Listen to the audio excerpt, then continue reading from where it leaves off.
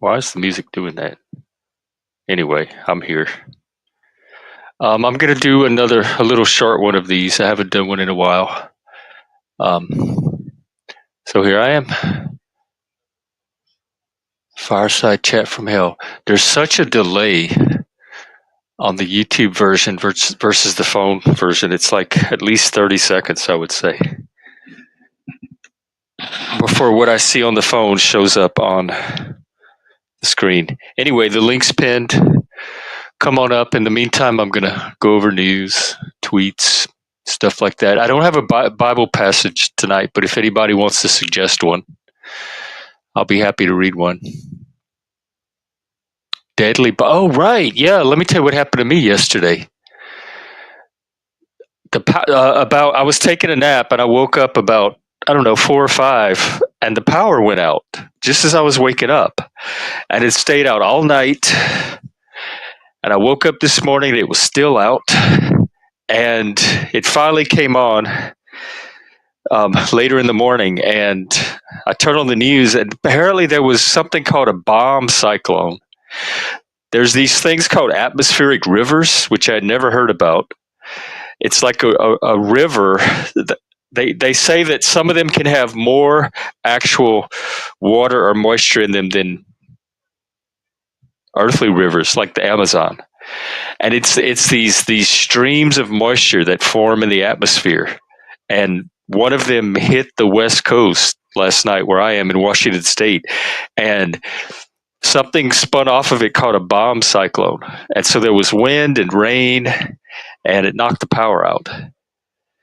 And so I couldn't stream. I couldn't get on the internet. I couldn't do anything. All I could do was sit in a dark room all night long. It was cold. There was no heat. And I had all this time to think and reflect and get in my head. And so that's what I did last night and this morning.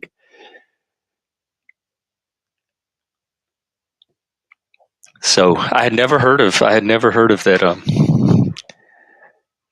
phenomena before, that weather phenomenon. But it on the ground, it just seemed like rain and a little bit of wind. Apparently, a tree fell on a power line, so that's what actually knocked the power out. There were a lot of downed trees,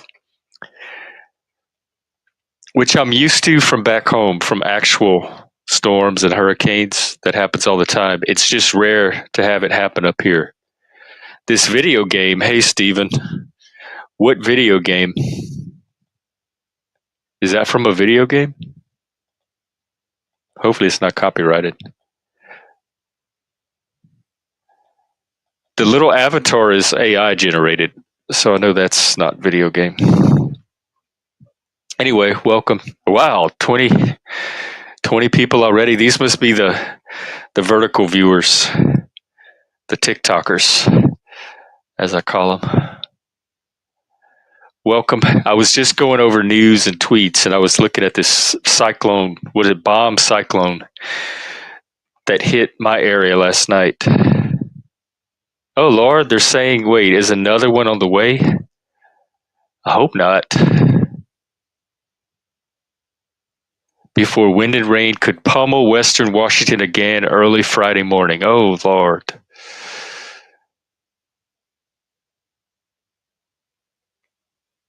Oh, it said what's to come won't likely be as intense as Tuesday. Okay, as long as the power stays on, I'll be okay.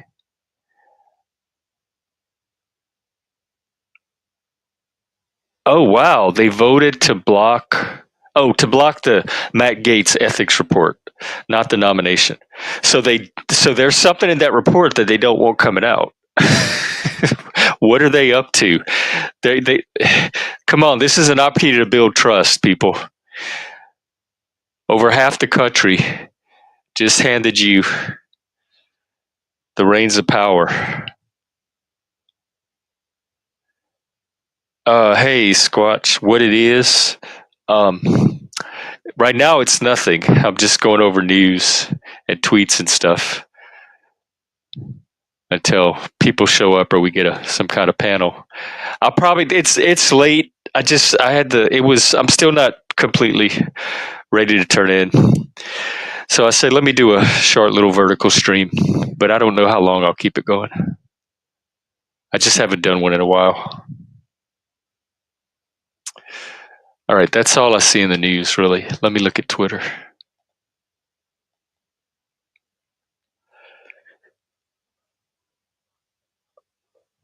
Um, I do have some tweets, but they're visual. Like, I guess I'll save them tomorrow where they're charts and graphs and stuff. So I guess there's no tweets either.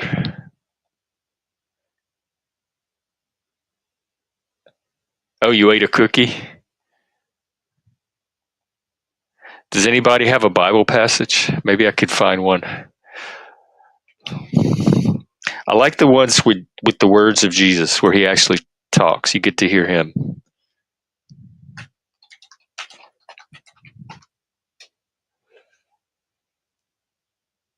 Red letter scripture. Here we go.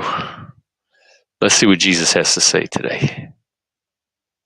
Jesus begins his ministry. Thought I said resigns his ministry. I think his ministry got resigned for him when they hung him up on a cross. Heals a man with an unclean spirit. That one seems good. Let's see about that.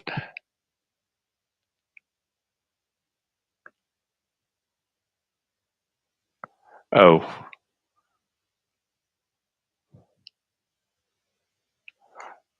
No, I want something longer.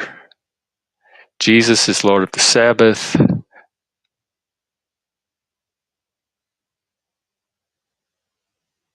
Parable of the sower, we read that one. The lamp under the basket, we read that one. The mustard seed, I think we read that one. Hey, Bex.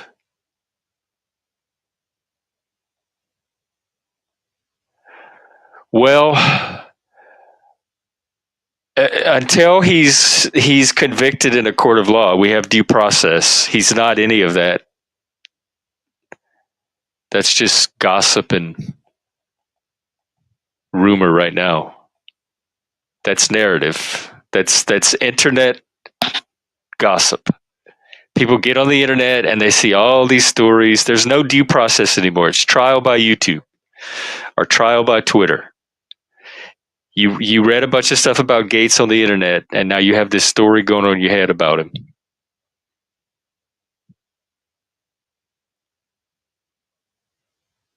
You thought it was just a cookie? That happened to me one time.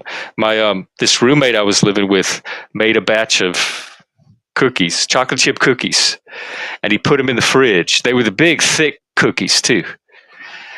And I came home one night and I saw them. I'm like, oh, a plate of cookies. And I grabbed one and I ate it just because it's a big chocolate chip cookie. Who's not going to want to eat that?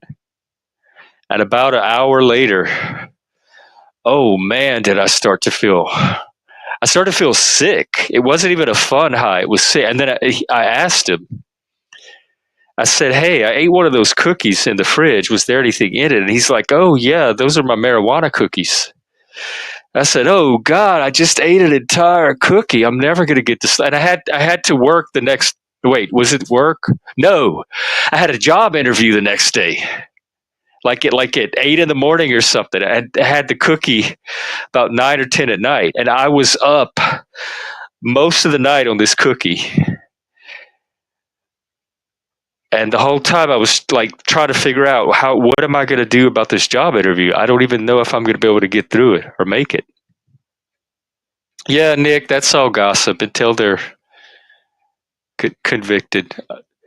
Well, see, okay. You made my point for me. The public seeing a lot of evidence is trial by internet. That's exactly what they saw. The evidence they saw is stories on the internet. I guarantee they were not in a courtroom examining legal files and evidence that a lawyer was presenting to a jury. So when you say they've seen a lot of evidence, you're not talking about the legal standard for evidence that would be in an actual trial. You're talking about YouTube videos, tweets, and internet news stories, blogs, articles, mainstream media, which we already know lies.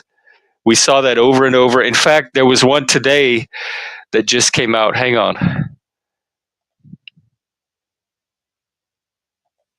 On transgenocide,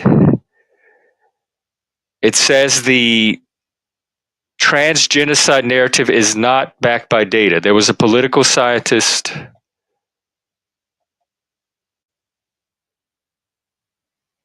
Let's see, it was Transgender Day of Remembrance, and they were putting this narrative about like all the trans people that were killed. And when they looked at the data, it was one of the least groups.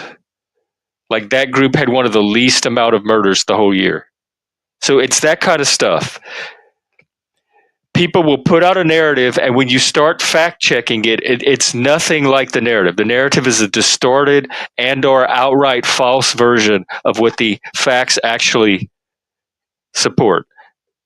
And that's why we're living in the age of narrative, right? It's just a bunch of stories bouncing around out there. There's like 3 or 4 different versions of a story, and nobody knows how to make sense of reality anymore, and which story is like there's no journalism.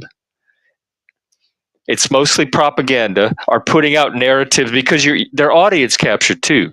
So the journalist outlets are catering to a particular audience that if they don't put out the narrative that audience wants to believe, they lose their audience.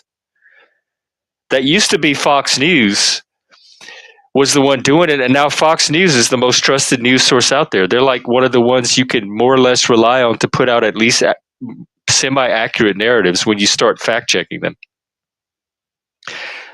We've all been internet brained. It was bad enough we were TV brained.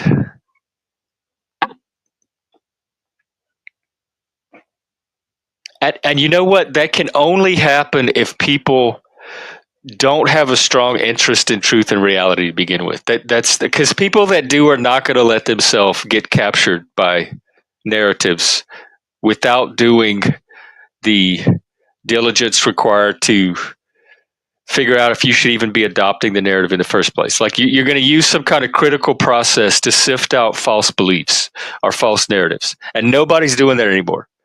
They're believing the first thing they see on YouTube, or if they have some trusted personality that they like, they believe what that person says on YouTube or on Twitter or whatever.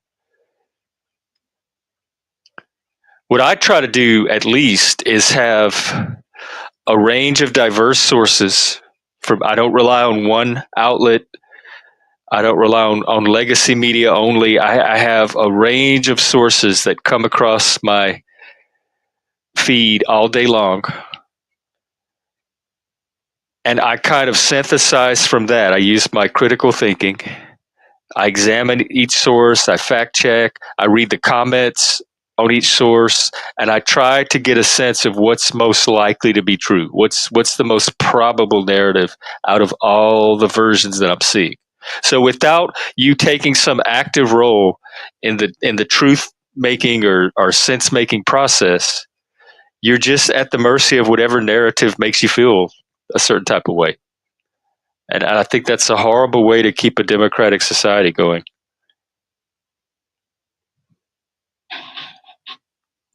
Anyway, that's my rant for today. Let me see what let's get back to what Jesus has to say. Traditions and commandments. How about this? This is him answering. So let me find out what he's answering to.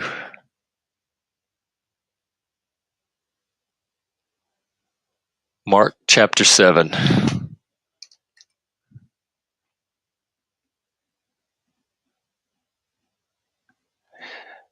And so I guess it's the Pharisees and the scribes. These were like the authorities of his day in the Jewish religion. What today would probably be the politicians or the priest or the whatever group gatekeep society, that people feel like are in charge and are driving the direction of that society. In Jesus' day, it would be the Pharisees. So the Pharisees and the scribes asked him, "Why walk not thou disciples according to the tradition of the elders, but eat bread with unwashen hands?" So they're being a bunch of Karens. Why are you not doing it the accepted and proper way? And Jesus answered, and he said unto them, "Well hath Isaiah prophesied of you hypocrites, as it is written, This people honoreth me with their lips, but their heart is far from me. Howbeit in vain do they worship me, teaching for doctrines the commandments of men. For laying aside the commandment of God, ye hold the tradition of men, as the washing of pots and cups, and many other such like things ye do. And he said unto them, Full well ye reject the commandment of God, that you may keep your own tradition. For Moses said, Honor thy father and thy mother, and whoso curseth father or mother, let him die the death. The death. That seems extreme. I think it's about honoring tradition, though. The mother and father is symbolic here for tradition. And the death, I think, is what happens when you turn away from a tradition. But ye say, if a man shall say to his father or mother, It is Korban, that is to say, a gift, by whatsoever thou mightest be profited by me, he shall be free. And ye suffer him no more to do aught for his father or his mother, making the word of God of none effect through your tradition, which ye have delivered, and many such like things do ye. And then when he had called the people unto him, he said unto them, Hearken unto me, every one of you, and understand. Well, Jesus, you got to talk it away for people to understand. You have the same problem I do. People don't know what you're talking about half the time. There is nothing from without a man that entering into him can defile him, but the things which come out of him, those are they that defile the man. If any man have ears to hear, let him hear. Jesus is always saying that. Hey, Daniel Barry. He'll say a passage or a parable, and then he'll say, "Let those of you that have ears to hear what I just said." And to be honest, I don't know what Jesus just said. Something about he was telling, because the Pharisees were saying, why don't you why don't you do with your disciples the way that all the elders of your tradition did? But instead, that Jesus eats bread with, he doesn't wash his hands when they eat the bread. I guess they had certain rituals around bread eating. And Jesus was doing differently with the disciples. And so all the little Pharisee Karens came and said, Why are you doing it that way? That's not how you're supposed to do it. And he said, Isaiah prophesied of you hypocrites, that they honor him with their lips, but their heart is far from him. I'm not drunk. I don't even drink, Alexander. That shows how much you know. We were talking today on the stream earlier about people trying to read other people visually and non-verbally. In this case, I don't even know what you're going off of. My voice, the content of my speech. What's indicating to you that I'm drunk? Because I'm reading a Bible passage? No, I read one every night when I do these streams. It's a tradition. That's what Jesus is talking about. Upholding the traditions.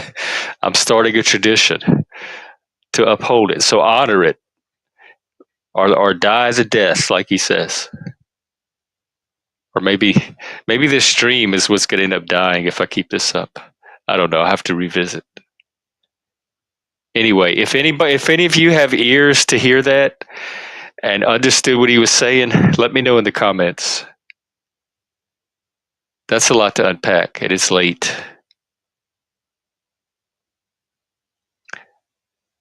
Oh, the devil thing is why you think I'm drunk? Well, then You must have thought I was drunk the whole past couple of years because I've been doing the devil thing for a while.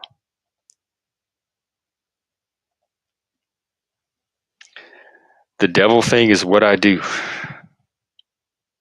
And you're doing the troll thing. I'm only tolerating it right now because there's nobody else here. But the minute more interesting content comes along, you're getting bumped.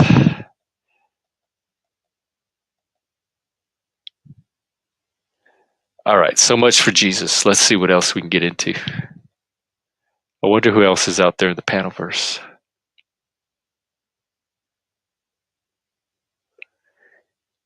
Oh, TML is streaming tonight. He had a full panel earlier. He had like 9 or 10 people on. Now it's just a few people.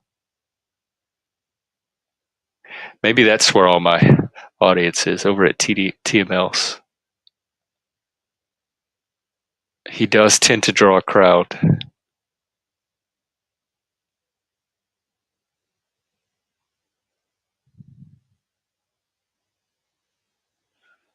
Oh, yeah, well, you're welcome, I guess. Does having you mean tolerating you? I'm a pretty tolerant person until you irritate me. Usually by causing drama or disrupting the stream. You can feel it. I'm actually kind of hoping not too many people show up. That'll give me an excuse to end early. Let's see, how long have I gone? 20, 21 minutes? Maybe I'll do the half-hour mark or 45 minutes and call it a night. Really, I just wanted to make sure I got another one of these in. This is a busy week for me. I won't be able to do one tomorrow night unless it's really late. I may be able to do one Friday. So I wanted to try to get one in where I can. I'm trying to figure out what direction to take the stream. It's been feeling kind of stagnant lately. The things that I'm hoping to happen or that I had envisioned happening with it are just not happening, and I'm getting demotivated and maybe a little bit of burnout. It's like hitting the gas on a car, but it doesn't go anywhere. I'm tired of pumping the gas and have it not go anywhere. I think that would burn anybody out pretty quickly. Your second one. Oh, your second one of these? Oh, well, there you go. I'll count that as growth. We have a return viewer. That means it's growing.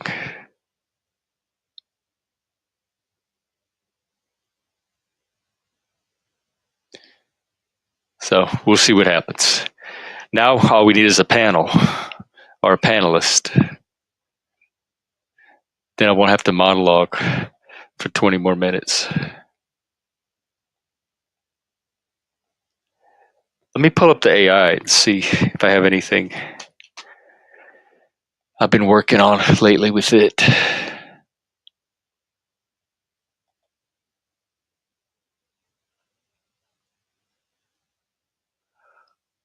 Oh, Lord. Oh, I did talk to it about the differences between an autistic meltdown, a tantrum, a PTSD reaction, and just normal frustration and anger. Oh, the link should be pinned. It's up there at the top.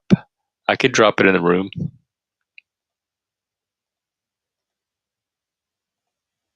Here you go. Does that mean you're coming up?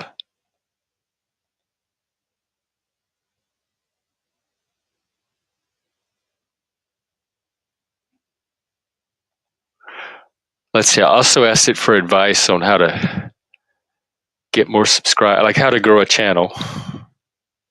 It gave me a bunch of like SEO and optimize for discoverability, hashtags, video titles, descriptions. There's something called TubeBuddy and vidIQ that I can find different keywords that are trending, but I have no interest in any of that. I want it to grow organically. I don't want to engineer fake growth. It talks about designing eye-catching thumbnails with bold text and high contrast colors. I feel like if that's what I have to do to find the people I'm trying to find, they're not really going to be the people. I'm going to find the people that respond to bright, catchy colors and visuals. Capitalize on timely or trending issues related to mental health, neurodivergence, or men's issues. What are there trending issues in mental health? That to me, that's kind of a constant thing. Mental health is not really a trend. Oh, did I put the wrong link? It should be the right one. The one I have ends in S2UT. That's the one. See, that's you trolling again.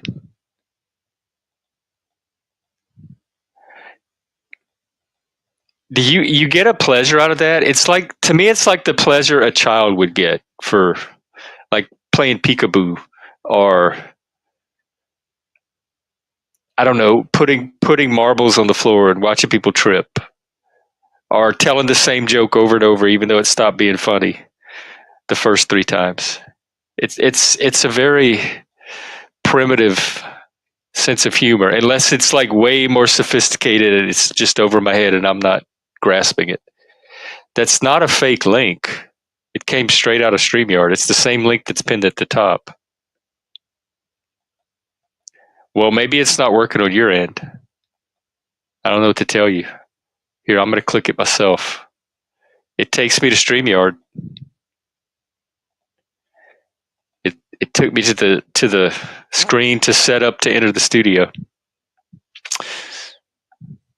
Or maybe some people say it like things don't work on the phone as easily as it does on the.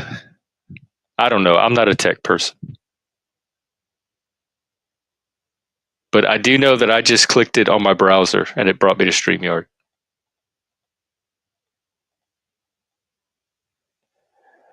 All right, back to channel strategies. Refine and promote your brand. Highlight what makes your channel special. It says your candid, problem-solving approach and the safe space for misfits. That's what I'm told. The consistent feedback I get is that I'm really good at holding a certain type of space, like that third space concept. And if you go back to my very first episode on my original podcast from, I think it was late 2020, early 21, me and my co-host Nemo, we talk about the third space. And so that's been something I've been doing ever since I started podcasting. I've been trying to create that type of specific space. And then I think the problem solving element too, and the fact that I'm not trying to create passive content for people to just consume and be entertained by. I'm trying to create something interactive that takes it something more three-dimensional or even four-dimensional, that takes it beyond just watching a YouTube video to something more community oriented, where the watching of the video or the participating in the chat is part of a larger activity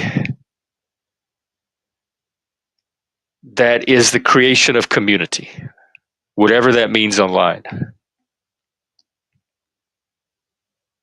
And so for me, it's not so much the channel itself. The channel is just one point of contact for the community that I'm trying to build, which is the actual product, I guess, or service. The channel is just a means, one of the means that I'm using to achieve the goal of creating a community.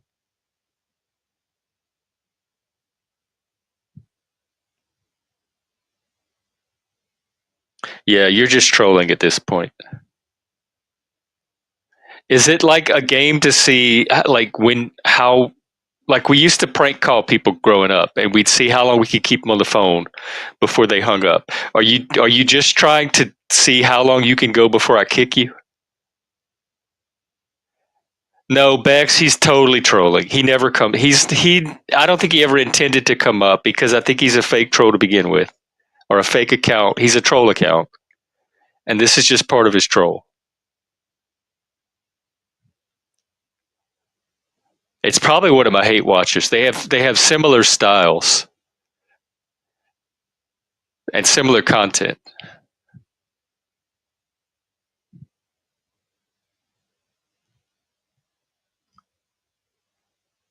Oh, what problem? Oh, you mean with links? I don't care if personally I'm glad the link doesn't work. I'm not that excited for him to come up to begin with.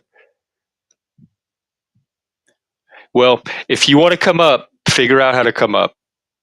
But I don't believe that you ever intended to come up because I don't think you're a real person. I think this is a troll account. And that if you came up, we would know that you're not really Alexander McQueen NYPD. You're somebody else. So you're not going to expose yourself that way. You're going to sit in the chat and fake troll.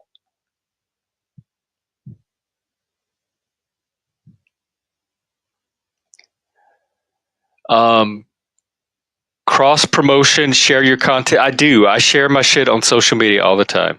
Nothing happens. In fact, I looked at my analytics and I'm not, most of my traffic comes from YouTube itself, either people that already are subscribed or have me on their list or people that are browsing or searching on YouTube. I have very little audience that comes from Twitter or Facebook or outside of YouTube. Short form content, yes, I've been told this over and over and over to make clips, but I'm obviously not going to do it or I would have done it by now. I don't have the brain to go back and clip and figure out what to clip and all that stuff. I'm very in the moment, and if it happens in the moment, that's where the energy is for me. And if I can't clip it in the moment, and I have to go back and clip it, it's probably not going to happen. It says encourage likes, comments, and subscriptions. I do. I do all of that. For example, if this okay, I'll practice right now. Hey guys, if this resonates with you, hit subscribe and share your thoughts in the comments. That's a direct quote from the AI. But see, I, part of it is it's theory of mind. I use my own psychology when I try to figure out other people's psychology, and I work off of intrinsic motivation. I'm already going to automatically do this for the channels that I like. In fact, one of the very first things I do when I pull up a video to watch is I hit the like button because the little thumb turns white, and it bothers me if I'm watching the video and it's somebody I want to support and the thumb is not white. So I always make sure the thumb's white, and that kind of like is the green light for my brain to relax and I can pay attention to the video now because I won't have that little black thumb nagging me like turn me white, turn me white. So it's just something I'm automatically motivated to do. And if people don't already have that intrinsic motivation, I know somebody telling me over and over to do it is not going to make me do it if it's not already in me to do it. And so I think the same thing of other people. If I have to tell them to do all of this, then they're not naturally motivated to do it. So I'm wasting my breath.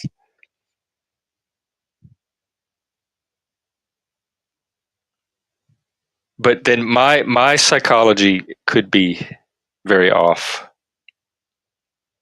Oh, Zance. Well, I try to be. I mean, I think I like being treated fairly, so I try to give that to other people. Plus, in a lot of my past professions, like teaching, I had to be fair in order to keep the respect of your classroom. It's when you start showing favorites and that kind of stuff, you kind of lose the ability to teach with credibility. So I had to be very fair in the classroom with the kids. And I had to be consistent. If I said something, I had to follow through with it consistently, because especially a lot of them were middle schoolers, and they will catch all little inconsistencies. So it was very important to, whatever I said, to be consistent with what I said and follow through.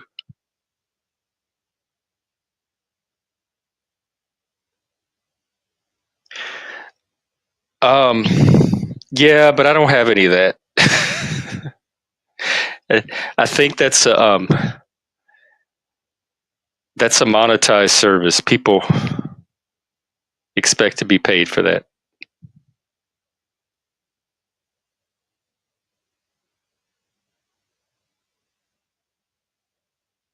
No, I don't hate you.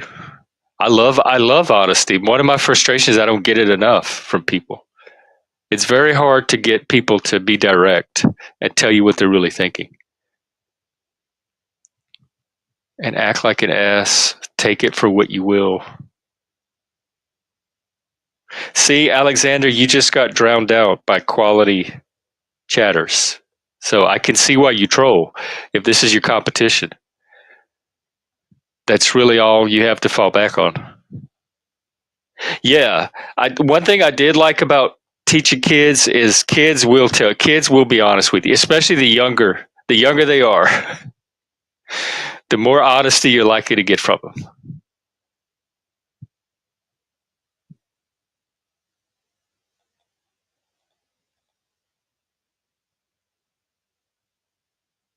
It suggests respond to comments, engage viewers in the comments section. I do that all the time. Consistency and scheduling, maintain a consistent schedule so viewers know when to expect you. I do that part. Develop recurring segments or themes. I try to do that. I mean, Joe and I have our little Nexus thing going, although I'm not sure. I'm not sure what that even is anymore. Use analytics to identify what types of content perform the best and double down. That's how you get audience captured, though.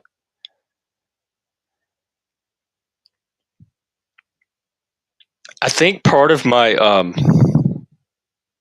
oh my god, I learned very early not to give kids candy. Or if you give them candy, wait till the end of the day, and then their parents could deal with it. Part of my I think I was actually better when I was doing the just turning the camera on and letting the stream go however long it went. And when I started putting in the 2 hour limit,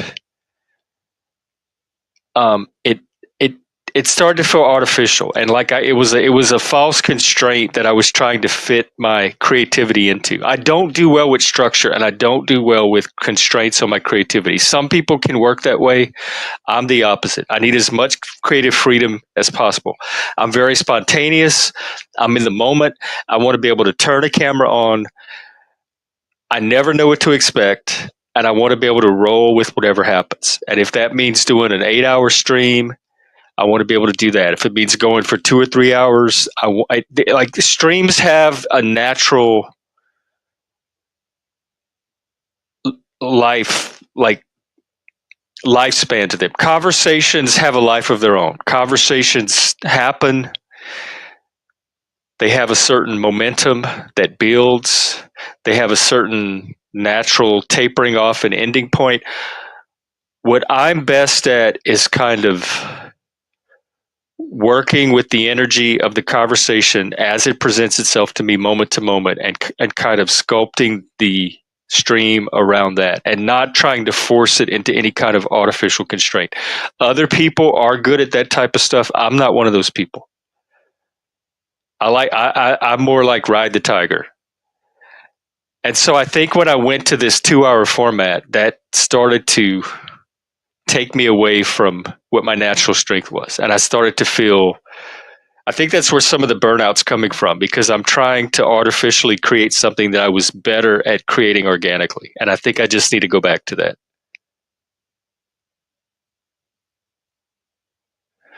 let's see, 90% of what I say might be dumb. No, I don't. Are you having a moment tonight?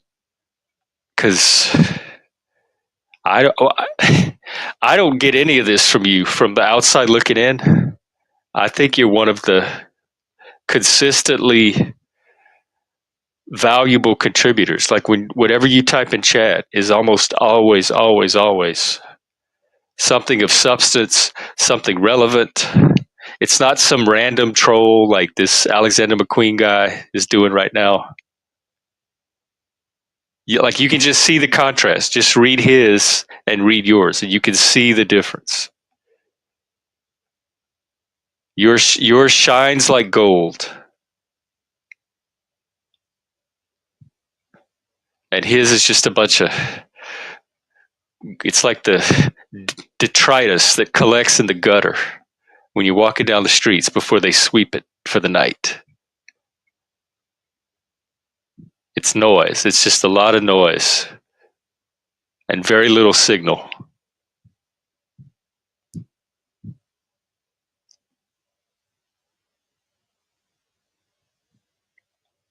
I guess this helps. It helps me to run through my thoughts like this. Collaborations, yes. I'm constantly trying to find collaborators. I think that's part of my frustration. Part of it, another thing that's happening, and it's not a fault with the community. It's definitely an internal issue with me. I need a certain level of challenge, and it's very difficult. It's always been very difficult for me to find the level of challenge that I need, and it's definitely not something that I can ever expect other people to provide. But if I'm not feeling challenged to where I have a chance to use my strengths and skills, if I'm kind of just coasting, I can also get demotivated and a little bit of burnout from that too. And I think that the streams have just been very easy for me to do. I've gotten very comfortable doing what I do. It's kind of become rote. It's a routine. I get up, I have my streaming time, I turn the stream on, I have the trolls managed, I have the conversations happening. I pretty much know what to expect from there. I have the different topics I do. So it's kind of reached, I'm ready for the next level of challenge. I think some of those were challenges early on, but I think as I've faced those challenges, they've become. That's the problem with challenge. Like once you master a certain type of challenge, you don't have the same motivation that facing a new level of challenge would give you. And so I think that's part of what I'm looking for.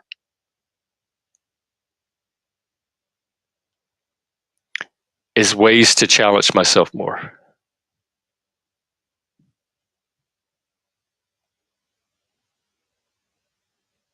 So I think it's a combination of trying to engineer it too much based on advice I've been getting from the AI and other people, and just go back to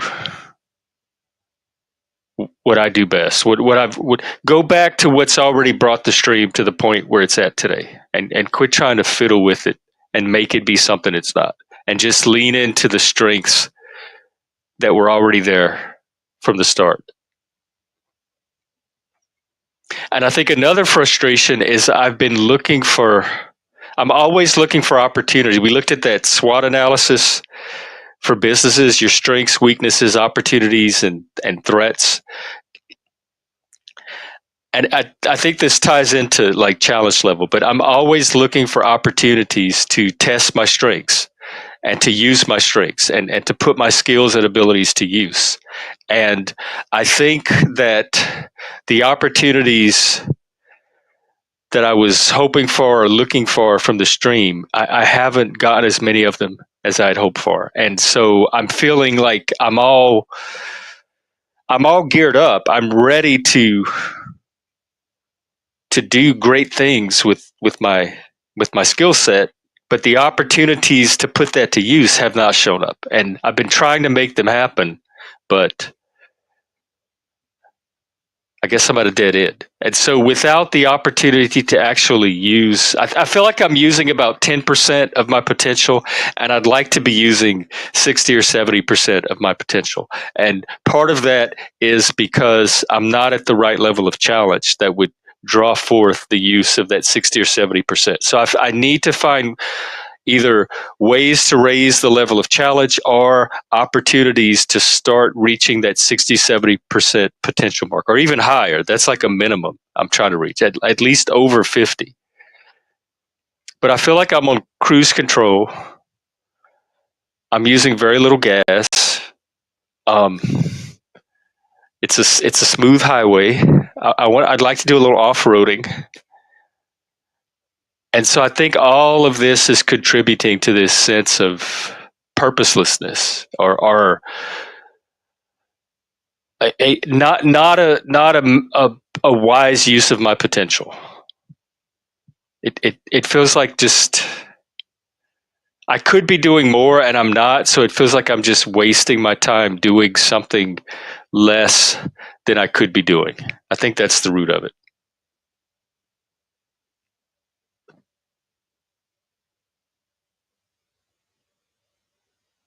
Yeah, that's worked many times. I've had to go back to the basics a lot with the stream. It seems like the stream comes in peaks.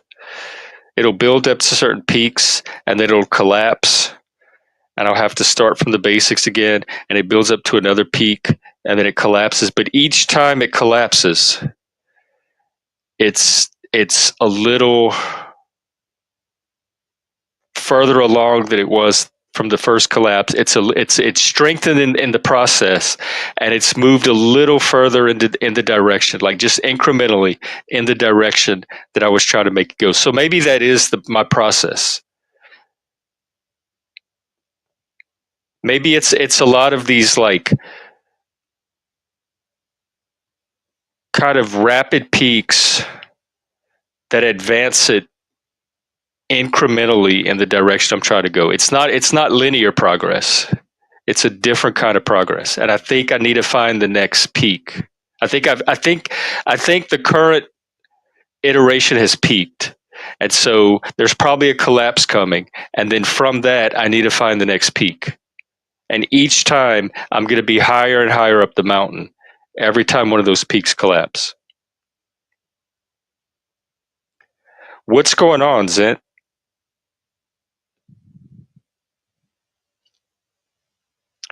That's one thing I like to do here is help with that kind of stuff. So what is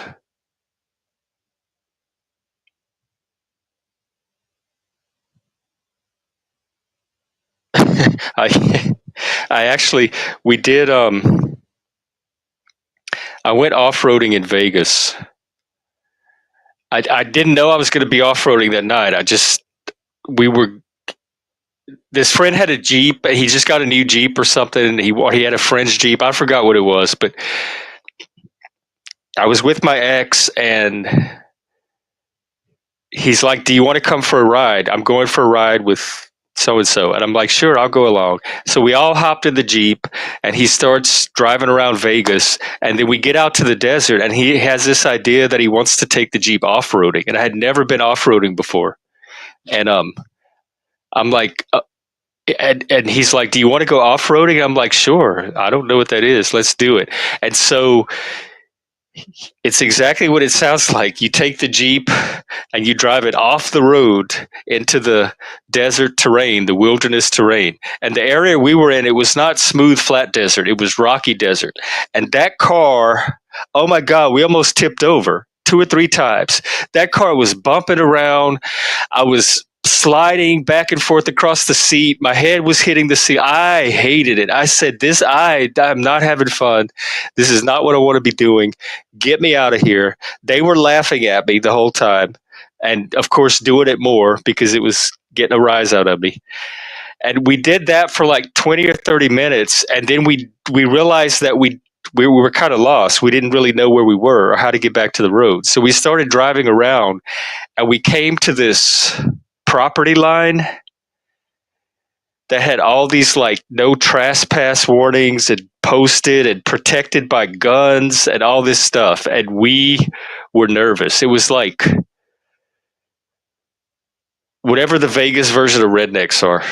We were like in their territory, and I think they saw somebody. There was like a house off in the distance or something, and I think they saw somebody come out of the house, and that's when we started to get nervous, and they decided to look for the road again. And so that was my one experience with off-roading, and it was in like a Jeep Cherokee or something, and it was not very fun.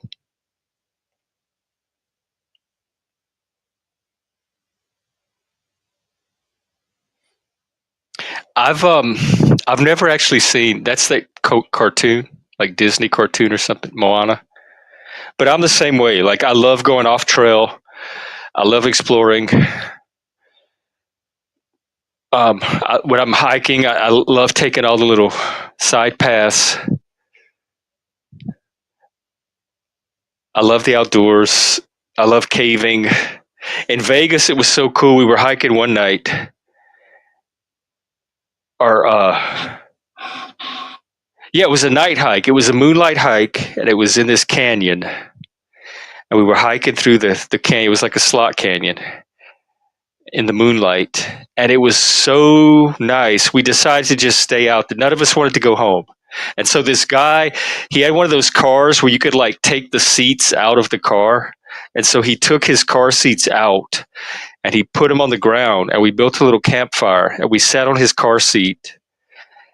And eventually we just passed out for the night and slept. And when we woke up, we noticed on the hillside there was this like cave opening. And so we decided to go explore it. And it was this abandoned mine.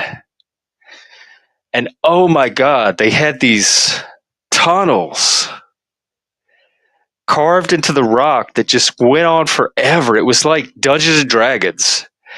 And as you go down these tunnels, there was these openings in the wall with these rickety wooden ladders that would go up to a second level of tunnels on top of the first one with a whole new network of tunnels. And then in that network, there was more ladders that went up to a third level. Like this thing went on forever. We were in there all day exploring these tunnels and climbing these ladders. It was so much fun.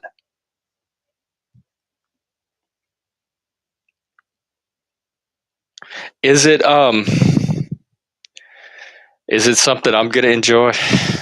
I'm not really a Disney cartoon person, but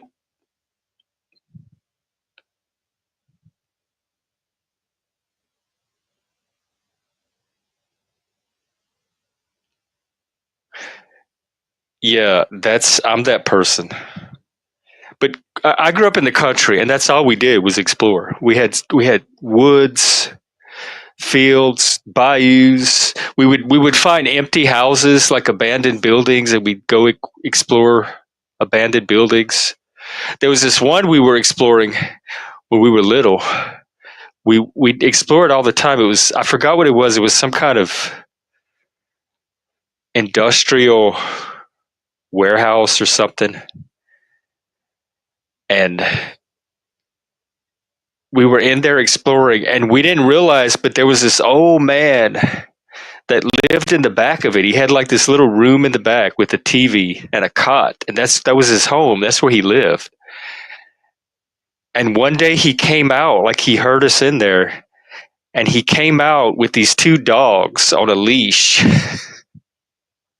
around the back of this building. And so we jumped out the front, and we had to jump in the ditch. So I remember we hid in the ditch, and we would peek over the edge of the ditch, and we would watch him with these dogs, like trying to track, you know, like with their smell, trying to find who was in his building. We're like, oh shit, we didn't even know there was anybody that lived in this building, and he has dogs too. And then eventually he went back inside, and we went back to my grandmother's, and we told her what happened. And she knew him. He was a friend of hers. She's like, oh yeah, that's Mr. Jack. We go to his house all the time. He has cookouts, and we have supper at his house. What were y'all doing in his old abandoned warehouse that it doesn't look like any human would ever live in?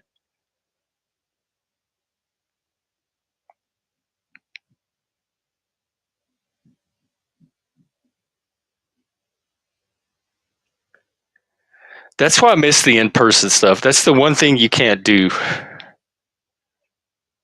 on YouTube.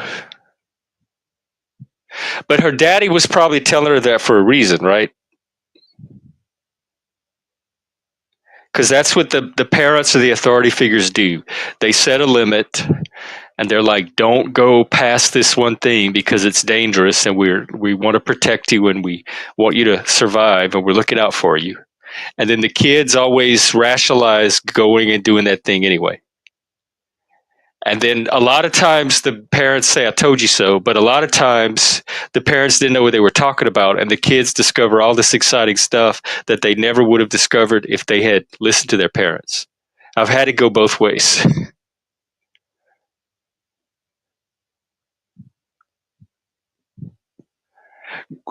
I didn't have like the adults around us were not very authoritarian at all. And so everything they told us, rules, guidelines, strictures, they were more like suggestions. They were more like, if I were you, I wouldn't do this thing.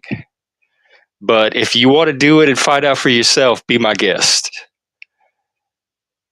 And so we were never like necessarily forbidden to do things, but it was more like, if you want our advice from an adult perspective, this is what we recommend you not doing. And then the kids were free to take the advice or leave it and take the consequences. The corollary to that is they didn't coddle us either.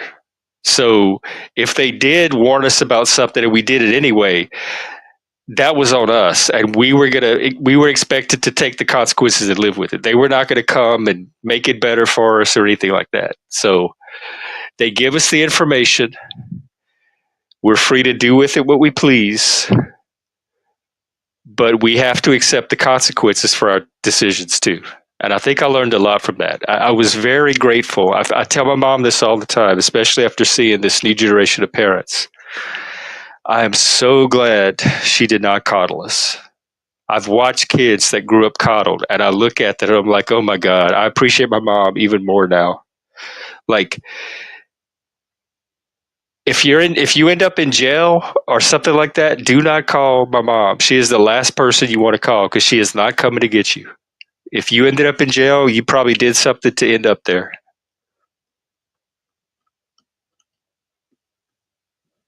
So we had a lot of freedom. We had a lot of independence. We did not have a lot of authority we had to answer to. But we also had the responsibility that come with all that because nobody else was going to take the responsibility for our actions if we did something stupid.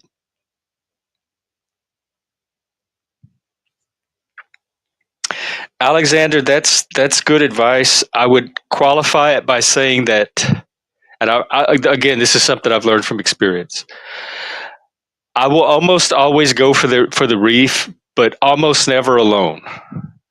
I will almost always make sure I have a buddy or somebody going for the reef with me as well.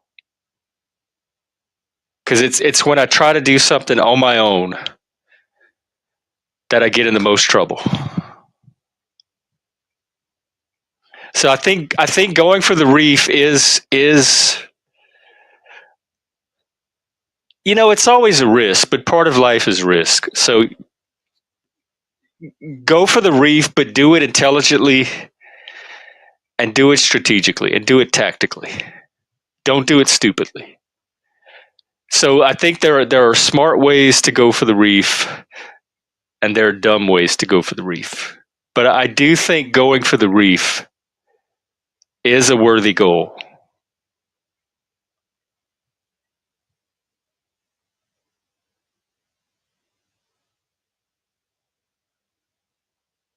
See, Alexander, don't you feel better about yourself? You actually contribute something constructive to the conversation tonight. And this is so much better than the trolling that you normally do. Why can't we get this Alexander all the time? I get it confused with Coco. I think I saw one called Coco. Was Moana the racist one?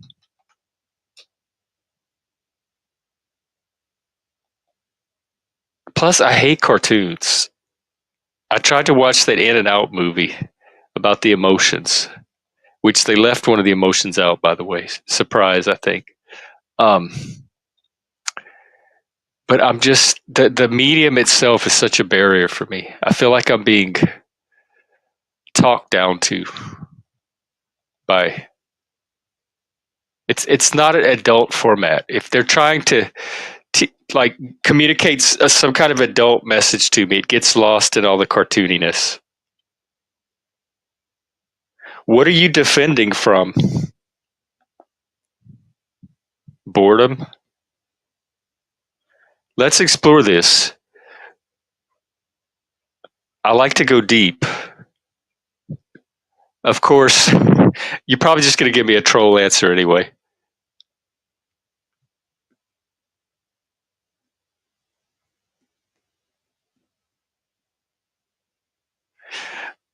But you would be a really good person to have this conversation with, Alexander.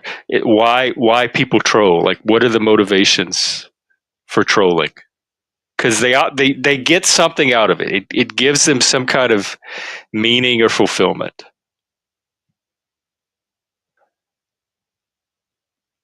Is it kind of like being the class clown?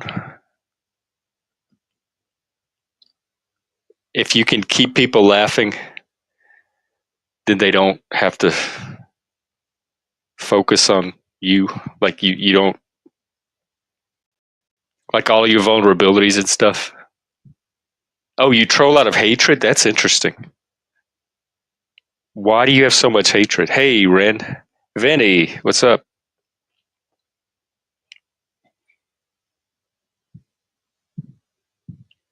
Did you have a bad childhood?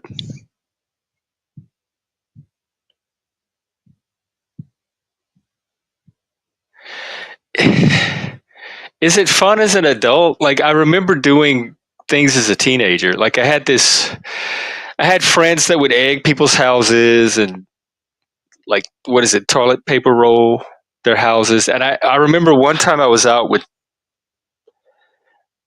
I'd call them more acquaintances than friends.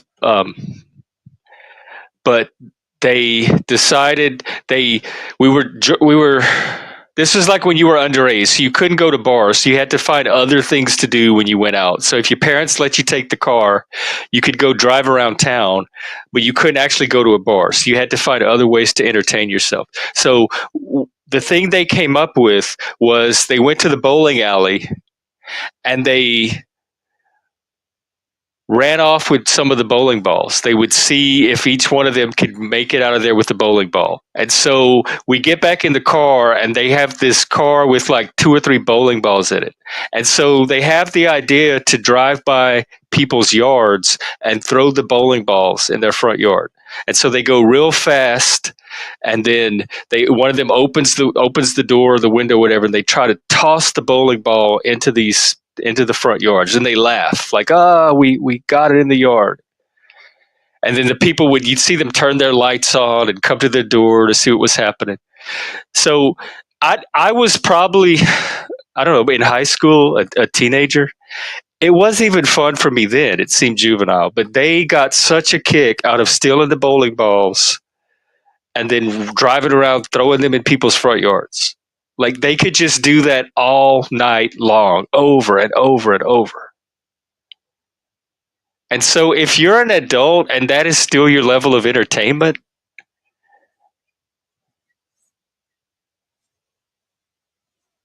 that seems a little like maybe you should stick to bowling balls because I can't imagine what you would graduate to from there as an adult.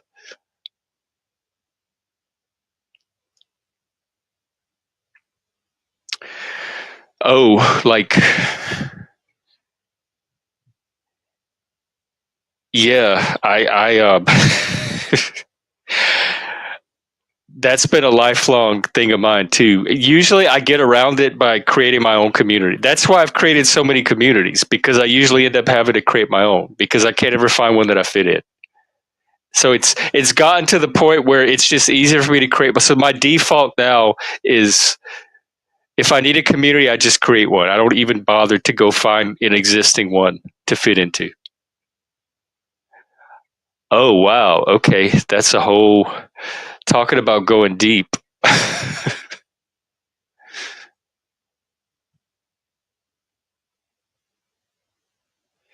Out of boredom. I was a class clown, and that's one reason I did it. If they didn't want me disrupting their class, then they should make it more interesting. And part of it was, well, this was at the gifted schools, so you should never bore gifties for too long. But our class, some of our classes, they had them in the science labs. You know, it has the big black tables that you sit around, has all this lab equipment and stuff. And so they put some little desk in one of these science classrooms, and they had a chalkboard. The teacher would be at the chalkboard drawing about math or probability or something. And the lab equipment was way more interesting to us. So I remember we would grab the water bottle, like they had these plastic water bottles, and we would start having water fights with each other, and then eventually one of us would squirt the chalkboard. Like, as the teacher had his back turned, he'd be writing the math equations, and somebody would take the water bottle and just spray it across the chalkboard, and he'd turn around to see who did it, and of course nobody would fess up. So he'd turn back around and start writing again, and we'd squirt the chalkboard again, and then we'd squirt each other. It looked like a wet t-shirt contest. By the end of that class, the chalkboard was soaking wet. We were soaking wet. The girls were soaking wet with their t-shirts.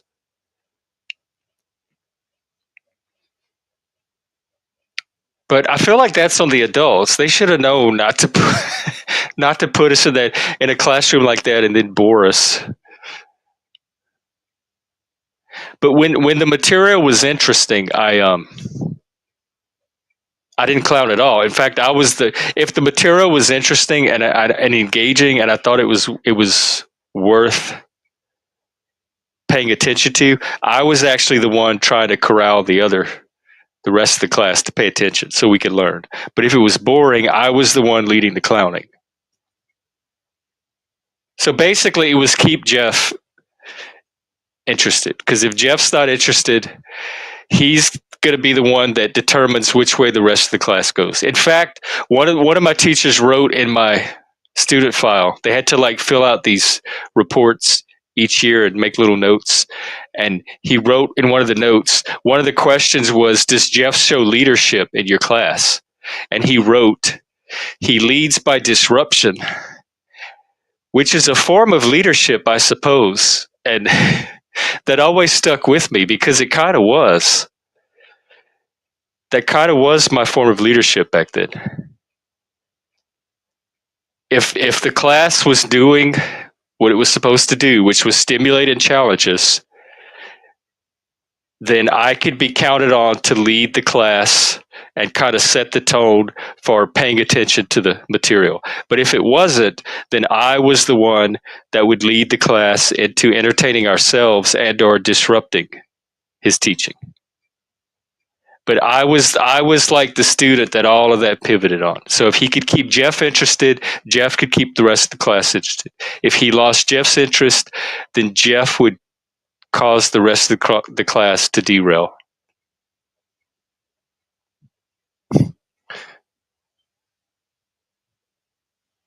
And none of it was intentional. That's just the class just kind of followed my cue, I guess, because I had set myself up as the one with the most ability to troll if needed.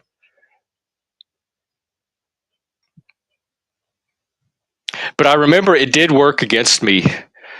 One time we had this theater production that we were trying to put on, and the class was not really into it. And we were half-assing it, and the professor. It wasn't the normal drama teacher. It was this like English professor that was assigned to help us put on this special theater project. And he didn't know how to manage us. He was we weren't listening to him. We were clowning around. We were having fun with it. We weren't interested in actually putting on the show like he wanted us to. And he came to me one day and he said, "Look, I'm going to need your help." He said, "If we're going to pull this off, you're going to have to help me get your classmates on board with taking this seriously." And I'm like, "Okay, all right, all right. I'll do it. I'll try my best." And I went around to my classmates and I started telling them, "Look, guys, we really have to knock it off, and opening nights in a few weeks, our parents are coming to see. If we want to put on a quality show, we're really going to have to get serious." And they turned against it. Like they're like, "Why are you acting like this all of a sudden? You're usually the one that wants to have fun. All of a sudden, you're like the hard ass trying to get us to do stuff." And they kind of rebelled. They did not want to follow my lead and put on this play. And I went to the teacher and I'm like, "I can't get them to." I created a monster. I could not even get them to take it seriously anymore because we had been clowning for so many weeks that when I made the attempt to, they saw me as the heavy. They saw me as the killjoy, and they resisted. Eventually, we pulled it off, but it was not our best production. I'll tell you that.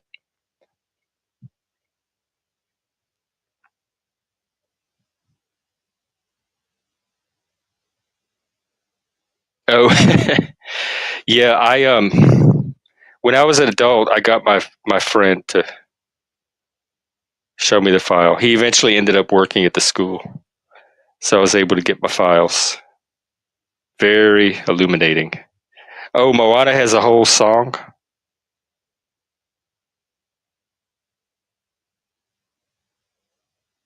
Yeah, well, I think that's good. That's self determination. That's what I've been preaching. Well, McQueen, I'm only talking to myself because nobody else is on here. What do you want me to do? Sit here quietly? Here, we have Ren to talk to now. Yo. People And you're and you're here listening. So if I'm talking to myself for an hour, you're sitting here listening to it the whole time. So take some responsibility for your own information consumption. Welcome, Ren. The link is pinned.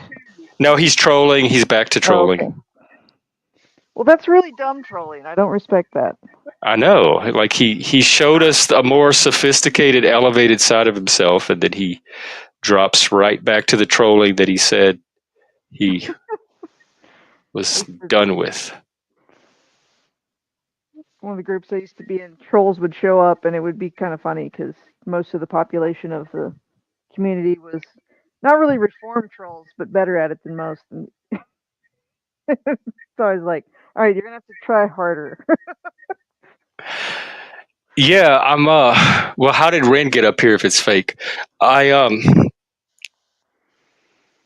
still out on this reform troll thing. I've been fooled by a few reform trolls before. Because I think they have the intention of reforming, and I think they try to exhibit reformation for a while, but they always get tempted back into the trolling. I don't think you could ever take the troll out of the troll. I was gonna say anybody that only trolls in the chat is of minimal value. Like people that will actually come up and talk, even sometimes I actually have friends that it's like their first response when like interacting with a new group of people or something is to sort of put on what I call their troll face, right? Like it's like a defensive mechanism. Yeah, that's what he was saying too. Yeah, certain personality types are really prone to that, and some of them have really abrasive troll faces, and that doesn't work out. And some just have more palatable troll faces, and so you can kind of like get along with it until they feel comfortable. But and then there's some people that are just well, part of the reason he's not coming up is because I think he's a sock to begin with. He's not going to expose his real identity by coming up. So he's going to sit and troll from the chat, because that's not his main account. I mean, And you hey, gotta set up Vinny. like an epic troll. You know, I mean, if you're gonna have it, only an epic troll requires, a sock account. Yeah, I guess so. You're Like, I not don't even have a doing sock that. account. So the fact that they have 10, 20, 100 sock accounts says something about their devotion to trolling right there. Yeah, it's too much work to burn accounts on YouTube, but But they get people some kind of payoff of it, like they get dopamine or something from doing it. There's a pleasure or a joy they get out of it for them to keep doing it. I just don't understand what it is.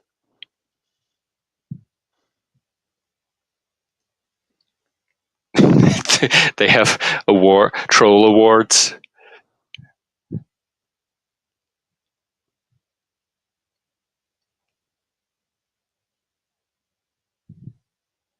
Maybe that's one way to incentivize better trolling.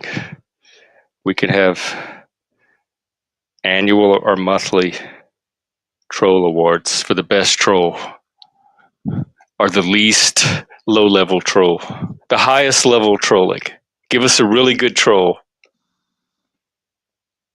you say, and it depends on the target too. I feel like you're in the middle of the road when it comes to like a troll target, because you're a little reactive, but you're not like you tire of it, then you kind of like you get over it. So you're not an infinite source of Well, once I reactivity. see the pattern, then I'm that's all it takes. Is the minute I see the pattern, I could move on. Yeah, But until I realize what's happening, sometimes they can get me now and then. yeah. That's that's why like I said, you're kind of middling as far as the target goes. People who And don't, who I are think like I'm like, inwardly reactive, who never get it, and they keep going, like they don't know you're trolling. Like that, those are the catnip people, or at least oh for me. yeah, there's entire channels of people like that have been being trolled for years.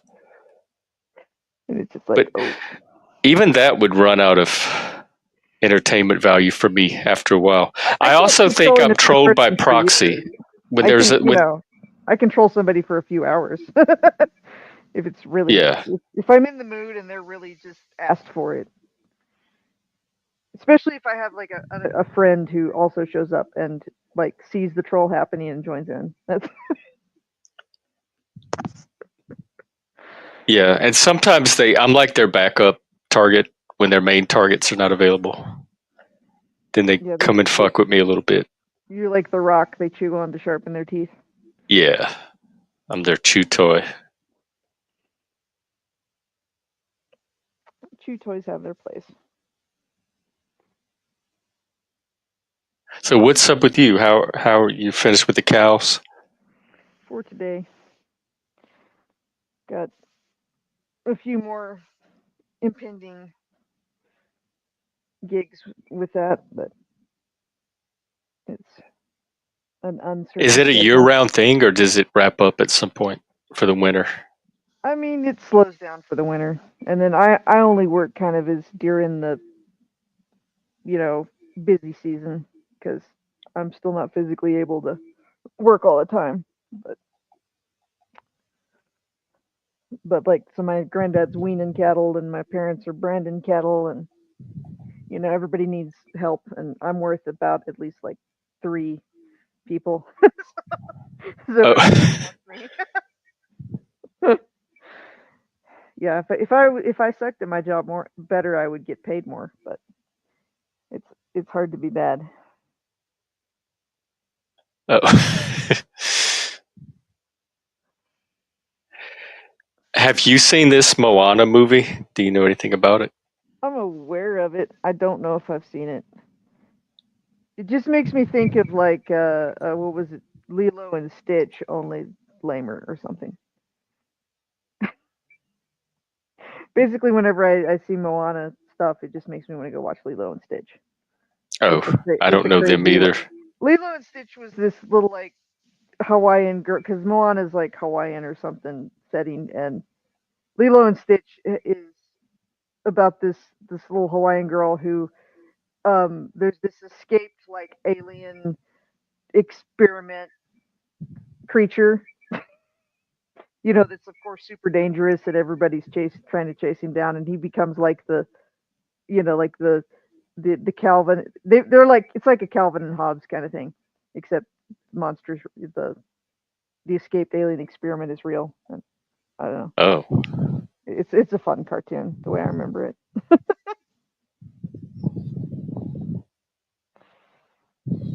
It's a mischievous cartoon.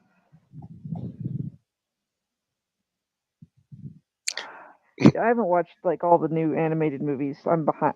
Somewhere in the last like 4 or 5 years, they just started getting repetitive and kind of woke and kind of dull. So there. See, I can't tell if this is a troll or not.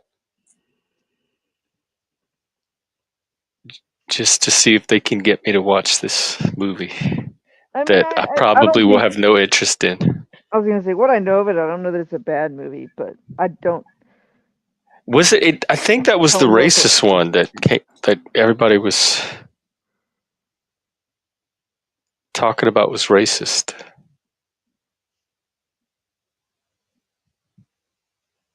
All right, I'm gonna look at the trailer and I'm just seeing the pics. I don't know. It just It I seems hate like a even sweet. as a It seems kid I like a hated sweet cartoons. movie, and I don't really go. I like people that like nice wholesome sweet movies, and I'm like I rarely go in for that. It's too kiddie. Like, ooh, I hate the I already hate the narration.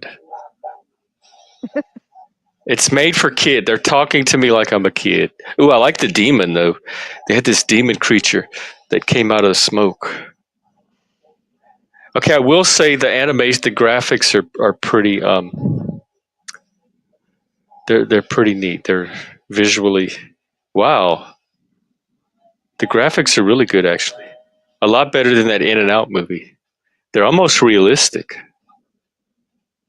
It's not cartoony at all. It's In and better than Out Shrek movie. graphics. Yeah, In and Out was the one about the emotions. That Oh, little Inside girl. Out. Wasn't that what it was called? Inside Out, I think. I haven't seen it because it looks stupid, and it looks like it's gonna tell me how. Yeah, that one looks very preachy to me. It bothered me because there's six primary emotions. They only used five, so one of the emotions was missing the whole time. I was just too conscious of that. Yeah, and All I right, this I might be able to sit through this, but it's not too cartoony. there's some It's good cartoons silly. out there. Their facial expressions are goofy and silly, but the graphics themselves are not. I would not say this is. I guess it's animation, but it's not cartoony animation. It's more like 3D CGI graphics. It's a kids movie with a deep meaning that won't disappoint. Okay, well, what do I do if it disappoints?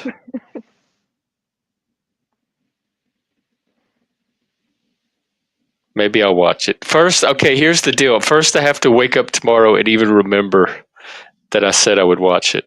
So if it sticks on my brain through the night, then maybe it will get watched tomorrow. Is it for all ages, but is it for like all, you know, um, taste?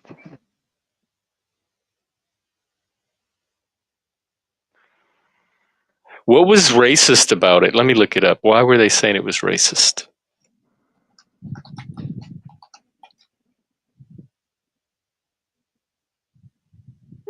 Disney's Moana is facing racist allegations. Oh my God, Disney, even Disney.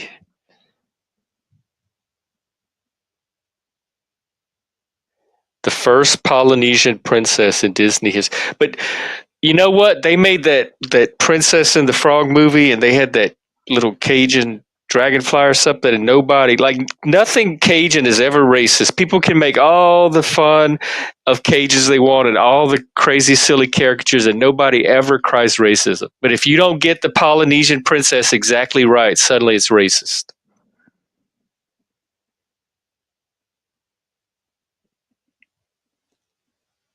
Okay, they have missed a step or two. Let's see. Oh my God! And Halloween costumes. The Halloween costumes based on Moana are causing a stir. I'm so glad this is hopeful. I'm taking for granted that it's over with now that we have new representation in the White House. Acid inflammation. Oh my God, the skin tone. It's something about the skin tone. Um,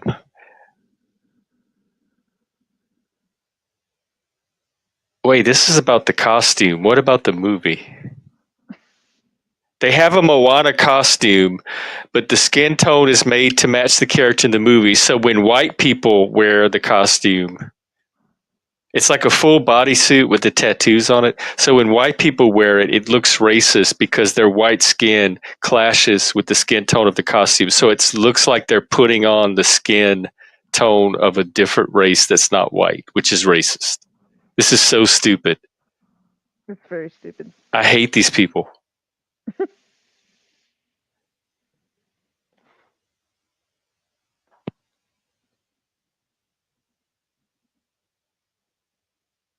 So apparently it's the Halloween costume based on it that's racist, not the movie itself.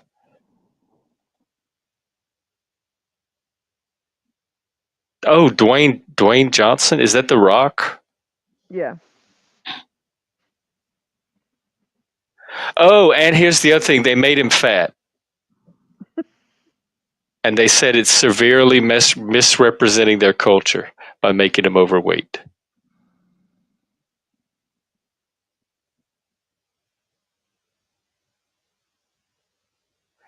It says he's too fat and he portrays negative stereotypes about Polynesians. I don't have any stereotypes about Polynesians. I don't even know what they are. I wouldn't even know. Oh, God, is this where I have to thank you, Alexander? I guess I will.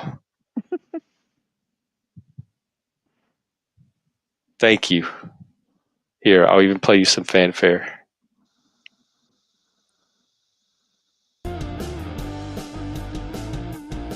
Oh, why did it cut out? Anyway, thank you, Alexander. I'll take that that was a nice gesture. Now, how do I get you off the screen? All right, there we go.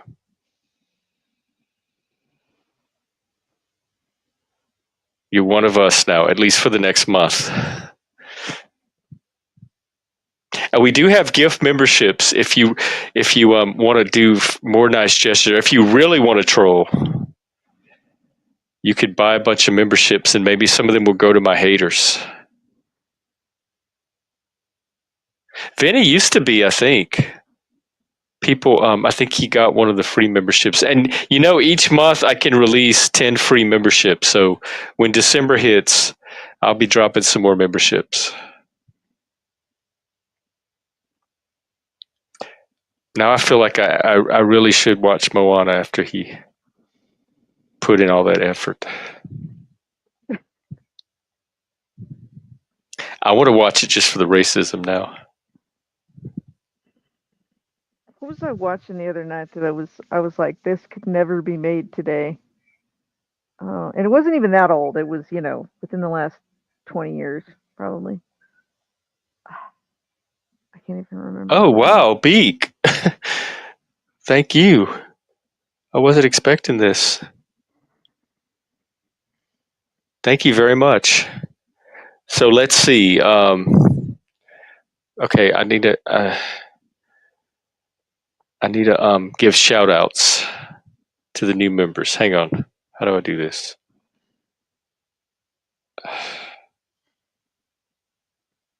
Will it let me do it from the phone? Alexander McQueen is a new member. Oh, darn. It won't let me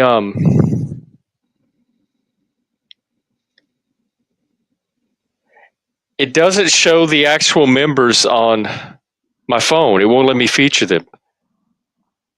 I have to be on actual StreamYard to do that.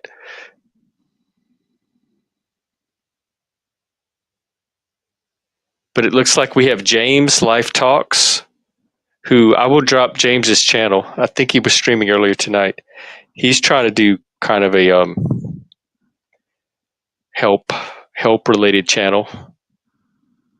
Oh yeah, he's live now, talking about poverty. Ooh, he has a full panel. Damn, it looks like the party's at James's. He has 10 people on. Here, check out James. So he's a member. Savage Dave, Brick Jonesy, David Healy, and who else? They're only showing me 4 of the 5. Maybe is it you? Is it Beak? I don't know. Well, anyway, welcome to the new Outliers, courtesy of Beak. The producer Moose. I think oh, okay. Moose has a membership. He'll be happy. We've been trying to get him one for a while. Yeah, it doesn't, because he's a mod. It doesn't show up as a. It's not obvious. Well, excellent, Beak. Thank you.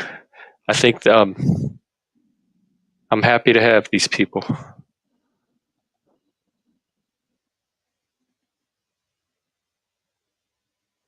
What happened to Psycho Dave?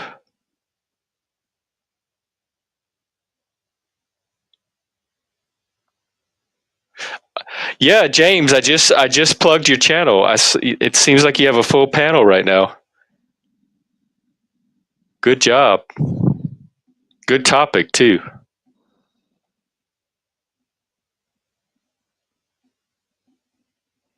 Is Mr. Enigmatic Mr. E from Crucible? Tell him I said hi.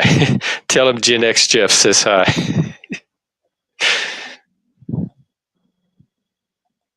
Tell him to drop by the show one day.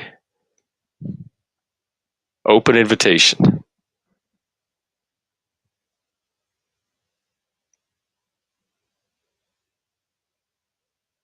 Oh, well, this is exciting. I guess these little evening streams are worth doing.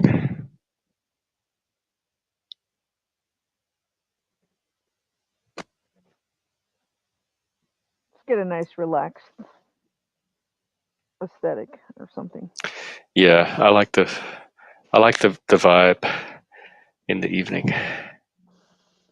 Well, and some people are night people, so you and your middle of the day streams. Yeah, you make a good point. Hitting different time slots will bring different crowds. Like I'm usually more able to come online and talk and stuff in the evenings. I sometimes listen in during the day, but it's hit or miss whether I'm able to come online. Well, I do plan to do more of these. I try to get one in every evening if I can. That works. So what is anything interesting? Anything interesting?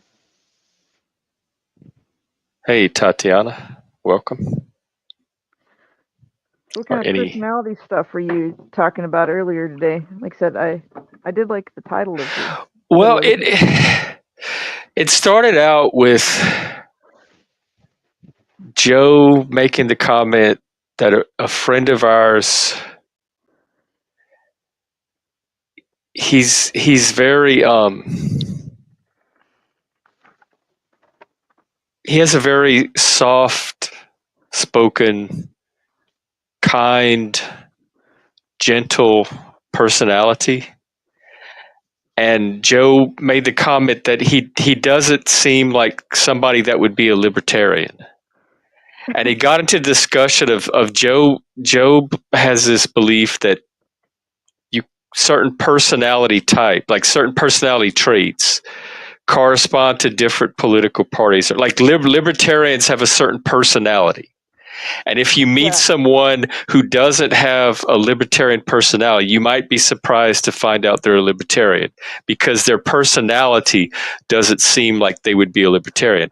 And I thought that was so strange because to me, personality is its own axis, and I can find any personality type in any group. They're not like correlated with any particular groups. And so he was trying to make the argument for being able to tell more about a person by their superficial personality than I am actually able to tell. And then we realized that we might be talking about two different things when we talk about personality. It sounded like he was talking more about something like Jonathan Haidt's moral foundations, and I was talking more like how somebody comes across. Like Right. your personality is, I'd say, I don't know, not, I wouldn't call it quiet, but you're very grounded. You're very articulate. Um, you come across as intelligent and steady. I couldn't tell your political position from that. I would have to have actual conversation with you to know what your politics are. Yeah. I mean, you're talking about what I would call like demeanor or, um, Yeah. But the whole behavior. conversation started with him talking about this guy's demeanor. So when he said personality, the way he was describing it, I associated that with demeanor. Well, So you and can. that's kind of I, how I see personality too. yeah. Well, there's I layer it. So there's like there's interactivity. There's how people behave and interact with other people, and then sort of the chemistry of that, and then there's demeanor, which is a little more doesn't require is somewhat independent of interaction, right? Like you can have a demeanor and not really be interacting, and then but all that's manifested, and then there's like cognitive preferences or attentional preferences, which is what a lot of like the personality models attempt to address. If you get into analytical psychology stuff, sort of like deeply rooted motivations, right? Yeah, and I guess I was just limiting it to demeanor, and because also it came up like that's so subjective because 10 different people are going to read your demeanor in 10 different ways and draw different conclusions. Each person's going to draw different conclusions about you if they're only going off of your demeanor because they're going to bring their own experiences and associations with that demeanor to their observation of you. So if they're just non-verbally, passively reading you based off of your demeanor, there's not any kind of objective way to draw a conclusion from that. It's going to depend on each person. Yeah, not absolutely objective, but if you study enough, I mean, if there is hypothetically a consistent subset of recognizable patterns underneath, then different people should be able to learn to somewhat distinguish those underlying patterns. I mean, I've seen enough of it to I've From honed from demeanor quite a bit. alone. Well, it's not demeanor alone. But it can be observed mostly from just observing, right? Like so, if I'm trying to read somebody right for their quote unquote personality traits or kind of patterns of personality, I mean, there are things like um, there's word usage, right? Like there are times when a specific way they phrase a thing suggests something, and if they keep repeating, if that pattern, if they keep showing linguistic tells, right, that all kind of point in the same direction, or honestly, the way people speak is one of my favorite. Is to me like that's one of the things that I think is most easily distinguishable. A lot of people with certain personality or cognitive traits tend to speak in certain ways. Tone of voice, meter. There's there's just elements to it that Wait, oh, like there's what? patterns to it over time. I hope Speaking characters. somebody's not trying to read too much into my speech like that. I think they would just get very thrown off. I don't know. What's some examples of like what can you tell from someone's speech? So, there's different models you can speak in the language of, but let's say people who tend to be relatively objectively analytical, um, By the way they tend, talk? tend to have a more measured speaking tone. Um, I, sometimes, and again, this isn't 100%. It's a trend, not a guarantee. People who are a little more, I don't know how to describe it. It's like operate on an internal emotional pseudological system primarily, or judgmental system, instead of a sort of objective analytical judgmental system. They tend to have more of like the fry voice, there's like warbly voices and things, um, in the way they speak. And then again, word choice. Uh, I mean, like you speak in a pretty metered, measured, even tone, Me? which is Oh, I don't. I've heard so many different ranges of feedback on my speech. I don't know how I speak. I don't go by any of it because every person you ask is going to say something different. But I don't think I'm particular. I don't feel metered. I don't know. I'm not really conscious of my. I'm not trying to intentionally speak in any particular way. There's some people that deliberately try to speak in a very articulated or deliberate way, but I don't. I just open my mouth and the words kind of force themselves out however they come out. yeah. Well, you have like little slight pauses where it's like just a second of internal, like picking a word or something, but it's not big stuff. Um, I do that. Uh, in sort of my Is just that you thinking? Is default that tone. an indication of some kind of cognition To a certain extent, behind the yeah. I mean, speech? I think so. It's you know picking words and it also is it's not writing the sentence as you go, not a sentence at a time, and then saying it out, or having a pre-written spiel and that sort of thing. Some Oh, people do that. yeah. Some people you can tell they've got like this whole pre-stored like Yes. spiel coming out, and and then some people it's like, even if it's maybe a thought or a idea they've gone over before, like I had a friend. I had a they friend that speak it as if it's new, right? Like they may not use the same words and they're speaking it as if it's new. I say things as they're happening in my head, but I had a Yeah, friend that explained to me that he like preloads it in his brain first, and so when he's speaking, he's like reading it off of his brain that he loads it into his brain first, and then he reads it off of his brain, and that's his speech. And I don't do that. Every word that comes out is coming out as it enters my brain. yeah. And to me, your speech patterns match that. So if that's what's happening, then my your speech patterns to me agree with that. That that you're yeah Yeah, you're speaking in real I time. rarely know what I'm going to say until I open my mouth and start to Yeah. say it. I don't know what word's coming next usually. And typically people that, I mean, that is almost necessarily a pretty natural, pretty relaxed state of conversation, right? Like the pre-reading, like if I'm reading a speech, right? If I'm reading copy, then I read about a half a sentence ahead, and I editorialize tone and pitch and emphasis and stuff, you know, radio voice kind of stuff. But I don't normally speak like that.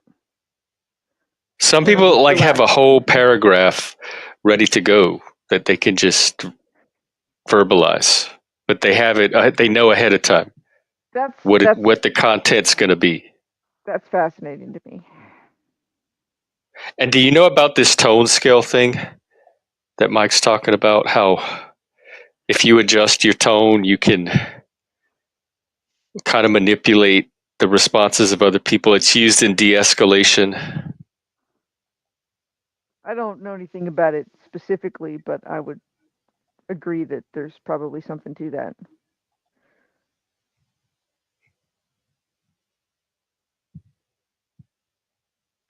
I think being aware of your tone is pretty handy. But how do you how because everybody's going to experience your tone differently. So how are you going to be aware of how somebody else is experiencing your tone? By listening to their tone and response. I mean, I don't have any great examples. I know that I've had some interaction with some people and friends that tend to get a little wound up if and I usually stay calm and wait them out, right? I've been in that situation where I'm like, yeah, like nope, I'm just like nope, not you're just because you're yelling and getting all excited, nope. Do And you then have the eventually they get impulse to over it. yelp and get excited back and you deliberately Not really. hold I'll it be back? honest. When I get mad, I'm a cold trigger. So when I get angry, I get colder and more like if I'm like extremely formally articulate, then I'm probably and just like really cold monotone voice. I might be angry. It Oh, just you go irritates me. quiet? Not quiet. I go cold. I go. I Oh, go. I get super articulate when I'm pissed off. would somebody notice?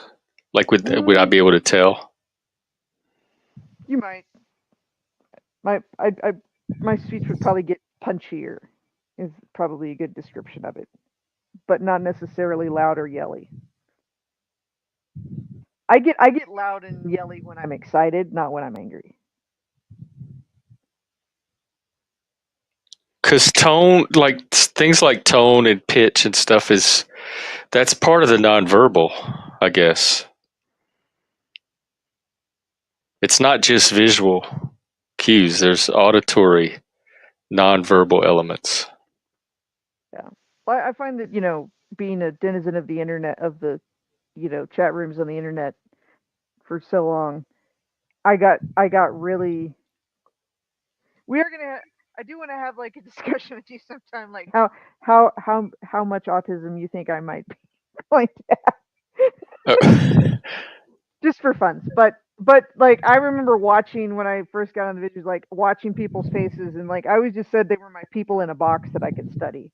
And then also like, but all this stuff about tone and listening to people's voices, it came from listening to people's voices on the internet for in chat rooms for so long, and then a lot of times it was a context of we were talking about analytical psychology stuff and personality stuff, but over time, I started picking up patterns. Be like, oh, these sorts of people seem to sound like this if I'm listening to them. To the point that I honestly like trust. I prefer to analyze vocal stuff. I would rather do that than most body language, particularly over like the internet or something. In person, there's more stuff to pick up on as far as body language goes, but a lot of what I operate on doesn't really seem to come through the internet visually, but vocal stuff does come through. I guess I'm so like content focused. I don't. I mean, I'm aware of all that, but I don't bother to figure out what it means. I know when Well, someone's tone is changing. I know when their face is changing, but it doesn't have any meaning for me at all. It's if their words explicitly say something that indicates a change, then I'm gonna know what's yeah, going on with them. But because it's all infer, like for me, it's just all inference, and I don't know if I'm getting it right or not, so I don't even bother. But if they say it, then I know, unless they're lying. Right. But if they make it explicit, then I don't have to guess and wonder and try to figure out. So I just Well, wait for them to say it. Otherwise, I just assume everything's. I try. I don't make assumptions. I just assume everything's fine that's a reasonable unless they say otherwise. But there are operating some people that skill. will sit there and look at body language while a person's talking and try to draw conclusions, like extra verbal conclusions outside of what their words are actually saying, or things like tone of voice and stuff. And I don't know how they're doing it and how they know they're right. And every time they do it with me, or a lot of times when they do it with me, they're wrong. Like they don't get it right. So I guess I just don't bother with those channels at all. Yeah. Well, I think there's a difference between trying to add information to the speech by parsing other precepts and and looking for patterns in, like, to me, like looking for personality patterns is separate from that, right? So it's like, oh, it's not trying to read extra into what they're trying to say. It's just getting to know them better as a person and therefore what to expect in general. But Like building that predictive model yeah, of them in your head. right. And I mean, I'm impatient too, so it's like it's I pick up usually pretty. I've gotten pretty good at picking up on the sorts of people that I'm like, yeah, that person I might actually enjoy talking to for more than 5 minutes.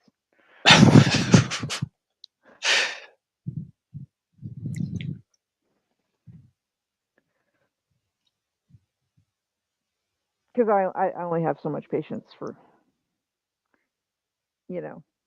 And then there's always people in the middle where you're like, let's try this out, and then you're like, well, no, that was shinier than it actually turned out to be. And then some people are exactly what I expect.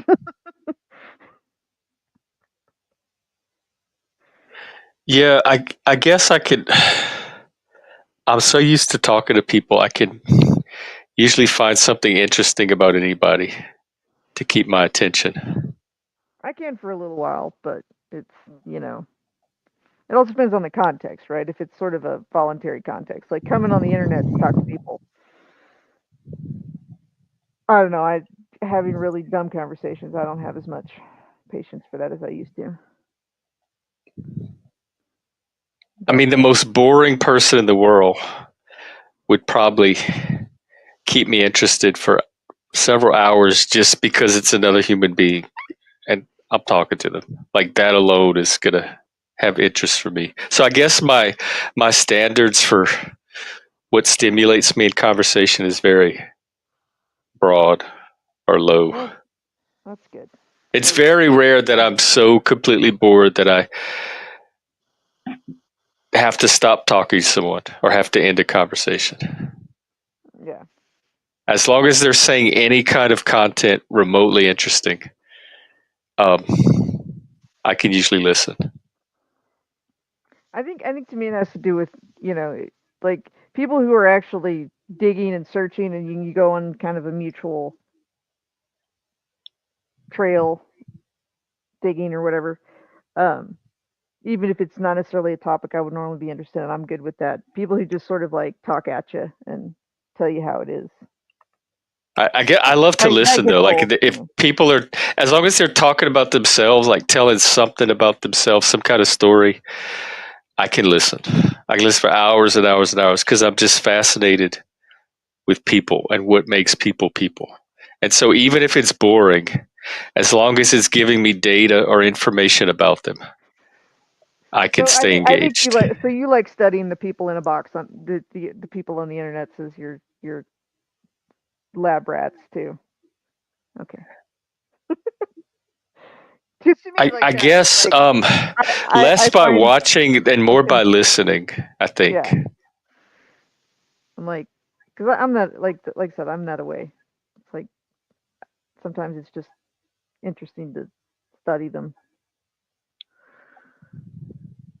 But And I don't, to me, it's just getting to know them. I don't necessarily think I'm not making Excel spreadsheets about them or anything. I'm just trying to get to know who they are Yeah. Like I said, it's Like everybody has a more and more story, respect. and so I like to hear people's stories, and I like to hear their story about themselves because everyone has their own personal story about their story. Right. None of it's subjective. So the way someone tells their story is part of their story. I agree. Yeah. No, And so people are even that is like even if the story itself, like if the content of the story is not necessarily interesting, the meta narrative almost always right. is. The person is interesting. I mean, Yeah. people. People are the most fascinating. Mysteries. Everything else is kind of predictable. I like it when people don't, or do surprise me because they're not completely predictable. Again, they have patterns, but people are always a bit surprising, a bit novel. Until you figure out their patterns. I think that's when they that's when I think that's it. I can listen to somebody for hours and hours and days and days and days until I figure out their pattern. So it starts But repeating itself. it takes me a while to get to the I have to Right. really they have to really have revealed a lot about themselves before I start to like notice their true pattern. Yeah, It and takes a it was lot of information. So I can sit there and absorb an enormous amount of information from somebody. But eventually that information is going to fall into a pattern. yeah. There was a point where I realized one of the things I realized is talking about vocal tone. If there would be new people that would come into a group or something, and you know, and a lot of times I usually give them about 3 days. I could like remain, back, like not have any judgment for 2 or 3 days, and then I would start realizing that I would only be aware of the tone of their voice and not what was actually being said. And when my Oh, brain switches into that mode, then I'm like, oh, drat. Because What's the words they happening? were saying started to repeat themselves, and then all I heard was their tone of voice, and then it would Hmm. annoy me. well, What's are you happening? did you go to sleep at all? It's like 3 in the morning there. Yeah. I did. I slept for a little bit, and I Oh, don't have to go in. I don't have to go in until 12 o'clock tomorrow, so I'm good. I do am you have good. insomnia? I do. I've had it for a really long time. Um, it's the doctors say it's because of the hyperactive mind. Like I'm always thinking, so Uh-huh. that's why I need a lot of stimulation, so I can kind of relax. But no, it's just yeah. I've had insomnia forever. I'm always very energetic, that. But it's just Yeah. yeah, I'll sleep 3-4 hours and I'm good. I'm like And Trump then because you'll I'm sleep. Yeah. 3 or 4 hours and then back to the YouTube. No, I'm not. There's there's days I'm not on here. It's funny. There's a couple days I don't come on. Then I'll pop on for a couple hours, pop back off. But like literally, if you're on YouTube for 2-3 hours a day, it's not hindering your life. It's when you're on for you know 20 hours, and that's a problem. Tell me about it. Yeah. But hello, I haven't met this person. Hi, how are you doing? I'm Mike. Nice to Oh, meet you you. don't know Ren? This is Ren. Yeah, nice to meet you. Hola. I'm one of Jeff's whipping boys. He has We're people come up. Well, he needs a few of those. Everybody does. I don't. What's a whipping boy? A whipping boy is basically somebody who gets abused and likes it, but that's a joke because Jeff's actually one of the people that doesn't allow that. So that was a conundrum that Oh was. yeah, you are a whipping boy for a lot of people. Not for me, but Yeah, for a lot of people. yeah, Yes, you are their whipping boy. whipping boy.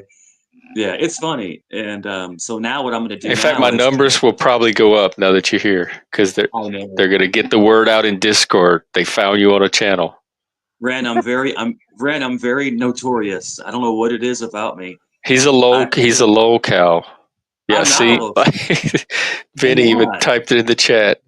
Yeah, well, Vinny can go screw himself, but no, I'm not a locale because I actually can have an actual conversation. See, locale. That's not what makes you a local. You don't get to decide if you're a locale. Other people decide that for you. They adopt you as their locale. You have no choice. There's something about you and the article I was reading about locale said that most of them are autistic. I think it's people that are making fun of like punching down on Spurgs for entertainment. Yeah, I think, it's funny because I told you before, working in law enforcement and stuff, you go through multiple psych tests, you go through all kinds of tests, and I'm not on the spectrum at all. I just have really high energy. I've always been that way. I like to be agmatic. I like to kind of like. I think I consider that part of the spectrum. You can say that. I mean, it's not neurotypical. It's not the norm. It's somewhere off the curve. You've already described, the ADHD, like sleep disorder. So. Yeah. Yeah, and it's crazy because when I told Jeff this, Ren, I told Jeff this, so I had a really hard time sleeping for a while, going through some personal stuff, like like a breakup or something like that, or family stuff, and they gave me Ambien, to try to make me sleep. Yeah, and did it not work? I stayed up longer. Did you hallucinate? Yeah. Paradoxical responses to medications that normally have a stimulant or depressant effect. There you go. That I was hearing people talk, and no one was in the room on the Ambien. Like it messed. Yeah, I had full blown hallucinations. Yeah. And I was like, no more of this stuff. I can't take that stuff. The only thing I take stimulants, and it can put me to sleep. The only thing that ever put me to sleep or made me rest was Xanax. That's the only thing that ever worked for me personally, for me to just relax and zone out and disconnect. Just that point of relaxation. And I never abused anything. I'm not a drug user. Even when they gave me the medications for my knee surgeries, I didn't take them because they made me want to throw up. The opioids stuff, they make you want to throw up, and that's good. It's a good thing to have because a lot of people get hooked on those things. They enjoy them. It makes them feel euphoria. I hate them. Painkillers and shit. Oh, I love them. I hate that feeling. Yeah, it made me sick to my stomach. Me too. It's this queasy, like. Morphine would make me nauseous. Everything else, I'm good to go. But I'm glad I had that reaction, because if not, maybe people do get addicted to those things, because it makes them feel a euphoria, like you said. Not me. Me and Jeff are on the same wavelength. There's a little bit of euphoria, but it's not worth that queasy, like floaty. I don't know. It's kind of I feel rubbery, like wavy and disoriented on them. Flo, what are you doing to what do we owe the pleasure? Well, I was just out looking for trouble to cause. Okay, well, I'm not here for that. I'm here for the conversation. Mike, calm your tits. I don't have any tits, but please be respectful on Jeff's panel, Flo, please. Mike, calm your bitch ass. Have you met Flow State? Yeah. He's a troll. You get what you get. He's a troublemaker. That's okay. That's his own nerdiness. So, anyways, no, I've been bouncing around. I'm multi-stream. I'm streaming right now. You're streaming back to yours. Yeah, but on a new channel. I've got a new channel. I'm trying to rush to monetization because Flow State. You got shut down again? No, I'm not shut down. I just have a strike on there, so it'll be 3 months until I can apply for monetization. So I figured in the meantime, what's your new one, Mike? You don't know when it's your turn to talk, do you? You'll have to fight for the mic. I'll troll you right back. It's no problem. But go ahead. Sorry, Jeff. Go ahead. Why'd you apologize? No, go ahead, Flo. What is your new channel? And hello, Flo's audience. It's the Powdered Dusty. It's spelled like it is spelled in my name. All right, let me try to find it. I'll drop it. Here, Guess I'll give you a sub. I'll put it in the Yeah, back okay. chat. Well, I'm on my phone, so don't do it in the back. It's not going to help. Pause. That name just makes me laugh, though. But I'll try to it's a find great it. name. well, if you hang out with the Africans, like with Kaizo and Isbu, like they use the term "dusty" all the time as sort of a insult. Yeah. I it So is an I keep insult. imagining this Yeah. this dusty African in like a parliamentary, like a horsehair, powdered horsehair wig. Every time Yeah, I see him I in had my a house. viewer call me that, and I thought it was hilarious and catchy, so I kept it. Yeah. It's funny because growing up in New York, I'm you not can finding it. Let's see. Well, I put it in the back chat if you can grab that. I don't know if you.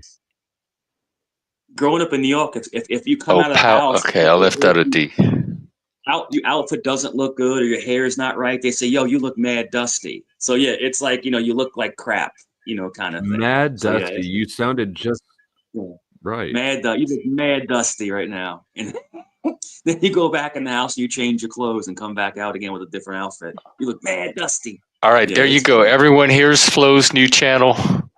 Give him a subscribe. I appreciate it. Subscribe Maybe a like. to the new channel.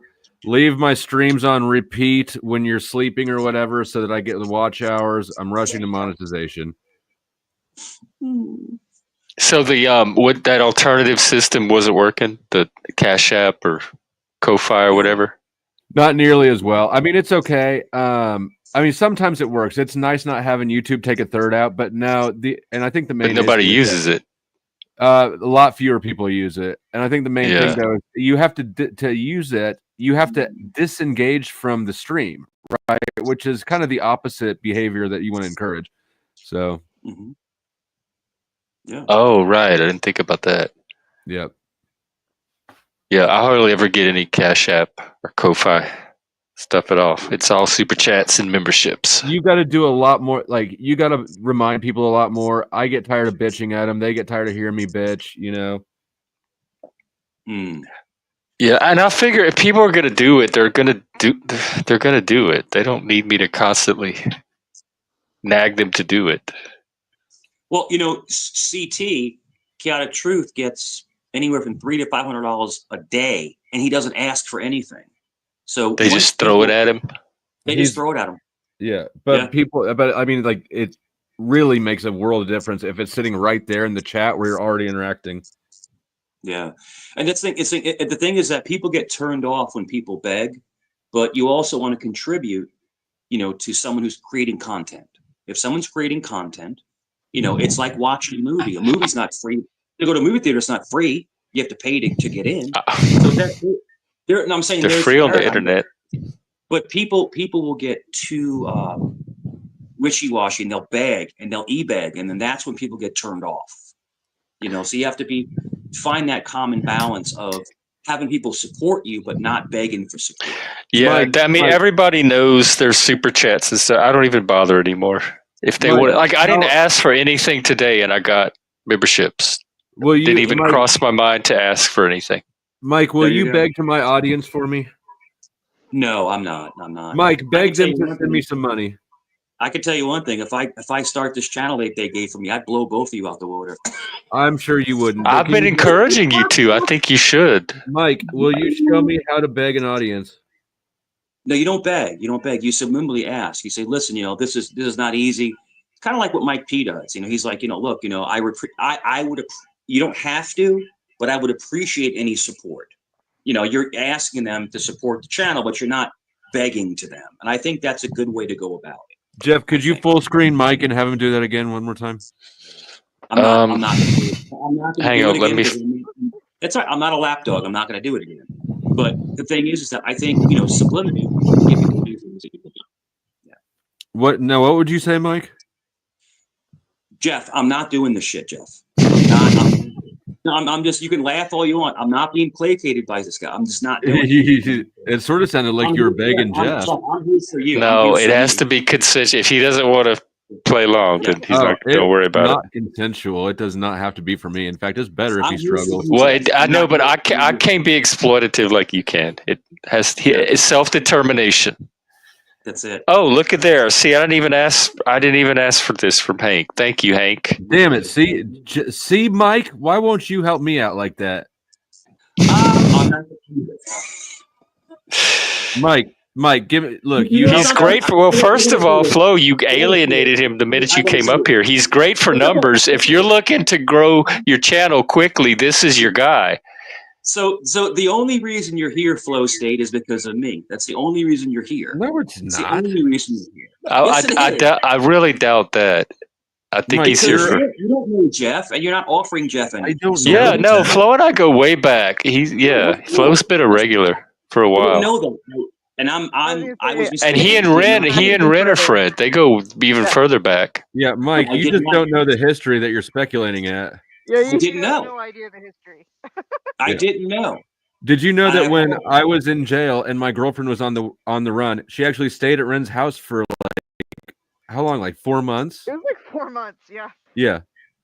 I know That's a these great people story. way fucking better than you know these people, Mike. Okay, so should I leave now? Should I leave? You should Flo, just go I'm full trying to help screen. you out here. You're Go full alienating screen. I'm not- Thank my- Yeah, your I can golden dip out. goose. No problem. I can dip out of here. I can leave. It's no problem. Mike, I'm on fire already. No, I don't want you to leave. all I'm asking is that you agree to go full screen and ask my audience to give me money. I'm not going to ask. He said no. He already said no. All right. Well, then. But if you have him on your show, your numbers will go up. That much I do know. And, Jeff, no thank you. No Okay, well there you go. He's not interested. No thank you. the last time he came on my show once, but he got mad I've because he never kept been on trying your to. show, dude. I've never been on your show. Yes, you have. I can pull up the stream right now. Please pull it up. This All right, hold happens at Mike. This happens every time. Every time you deny being on a stream, it always turns out you were on the stream. I'm pulling him in. I'm pulling him in. You're pulling me in. You're playing me. Yeah, I'm actually helping you right now. How are you? What are you doing, All right, Mike? watch this. Watch this. I will stop talking and you carry the panel. Please, Flo. Go ahead. We're engaged. Jeff, what? Well, now I don't want to talk. This happens every time. Yeah, because he pulls. He keeps interrupting and pulling all the attention to his goddamn self, and then he's just like, "Oh no, I'm stopping now." Hank, I can't tell if you try to start drama or what you're doing here. I don't know. I have no idea what you're talking about. What's Hank say? Oh, he's coming up. Never mind. I know. I just. Yeah, Yes, Hank, what's- he just listens just to ask me. But no, I want you guys to carry it. I just want to fall back, and because I think I'm over talking to people, and I just want to give other people a chance to talk. That's all, respectfully. Go ahead. Thank you very much. How are you doing, everyone else? Jeff, Ren, Rose. I'm doing okay. What are you talking about? I got pissed when you tried to. I tried to disagree. You talking about you tried to disagree with Mike? Yes, I mean literally the time before last was on. So. And I got pissed. Do you remember? You might that have read time- the situation wrong. I doubt I got pissed because you were trying to disagree with Mike. Yeah, of course. I It's all don't in my care. head. I don't care It's if all you in and my head, Mike of agree course. or not. Yes, it's always all in my head, except things don't go my way. Well, I don't know what you're talking. Your incident you're talking about, but so far I Yeah. would say yes. It probably is in your head. Yeah, you never know. Well, do you have a When do you we- have a this is stream like where the I third time got? we discussed this. This is like the third time we discussed this. Oh, but you talking about the somehow never Spurg out? Yeah, but that has nothing to do with Mike. So if you have this idea in your head that it was because you disagree with Mike, which makes no sense whatsoever. That has nothing to But do with your Spurg out. But we were both there. I mean, I was Right. saying Just to you tell were me both what on a happened panel as if I didn't together. know That it was here. doesn't mean it's related to your disagreeing with Mike at all. That you're Right. adding that interpretation onto it. But I was literally there to tell me I didn't know what happened.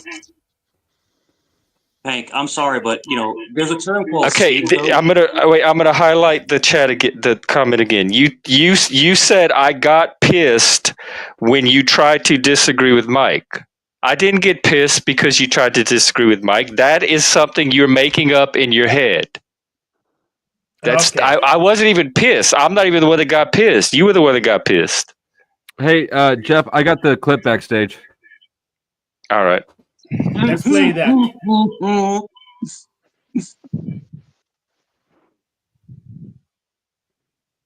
I mean, I'm sharing my screen. Oh, Oh, okay. man. Fuck. Hang on. Man. Whoa, you're dying for viewers, aren't you, dude? You're dying for views. Somebody Is that a doesn't want to bad be thing? You don't even have your channel, but you Dude, brag about how you could be the bigger channel. I know I was on your panel one time. It was one time. I'm messing with you, dude. I'm trolling you. Oh, it's a mind It's still trick. it's still a really great clip. Yeah. Let's play Hank, it. Hank, you need to calm down because It's when Lindsay No, and Barbie- no, he does not have to calm down.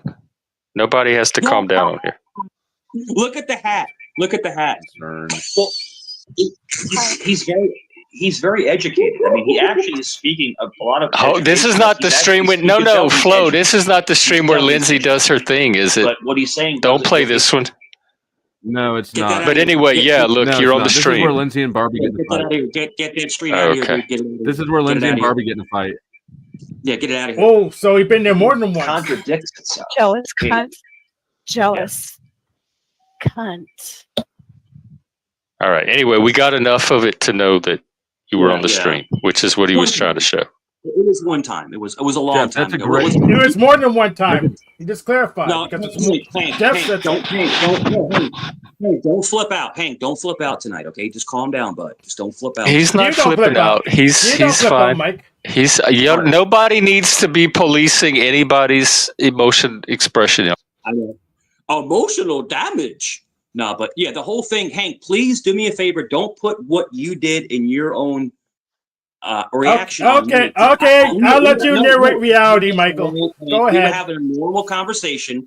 I Go ahead. disagreed with one thing you said. I didn't raise my voice. Jeff corrected you, and you flipped the fuck out. That's what happened. It had nothing to do with Of course, I have no emotional control. I don't host my own shows. I don't go I to didn't say debates that. and I'll flip out. Of course, I Mike didn't controls say that. reality now.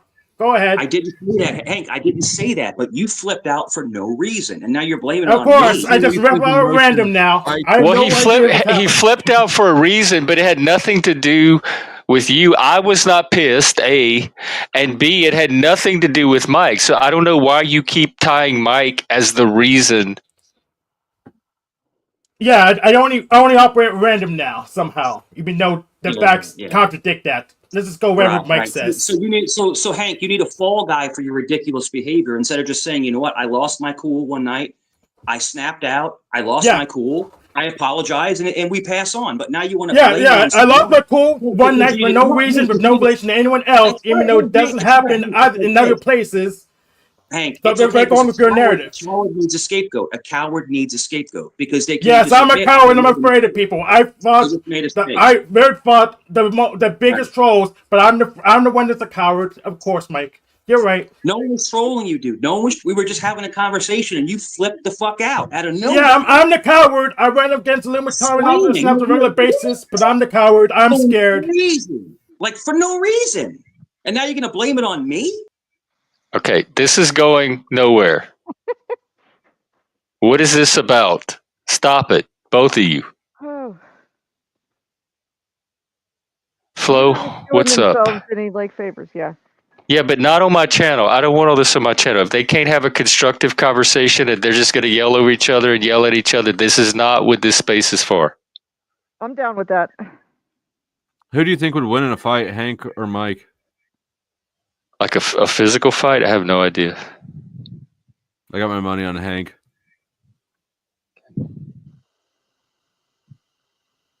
So since you're restreaming to your channel, what content are you looking for? What do you want to talk about, or what do you want your viewers to see? Oh, I have nothing in particular. Audience, do you have any requests? Any special requests? I'll ask them. It's not a very big crowd. It's 30. There's 31 watching on my side. They probably want to see me make fun of Mike some more, but you don't. I have a request. If you're not subscribed to my channel, please subscribe yet. You know what? Do me a favor. Do me a favor. Full state. I apologize. I didn't even think about it. Full state. Please don't address me. You know, if you're here to make fun of me, I'm a panel. Did you just address me to tell me not to address you? Yeah. Don't address me, dude. Okay. So he just said he's here to make fun of me. Hank. That's what he just said. This has nothing to do with what happened the other day. Why are you so obsessed with connecting Mike to it? This has nothing to do with Mike. Can we talk about it? Can we, is there any topics or anything interesting anybody wants to talk about other than I think Hank came up here to talk about this past idea he has that all of misinterpretation? this is because of Mike, and I'm protecting Mike, when it had nothing to do with Mike. But he, in his mind, he has it tied to Mike. So I think that's the topic.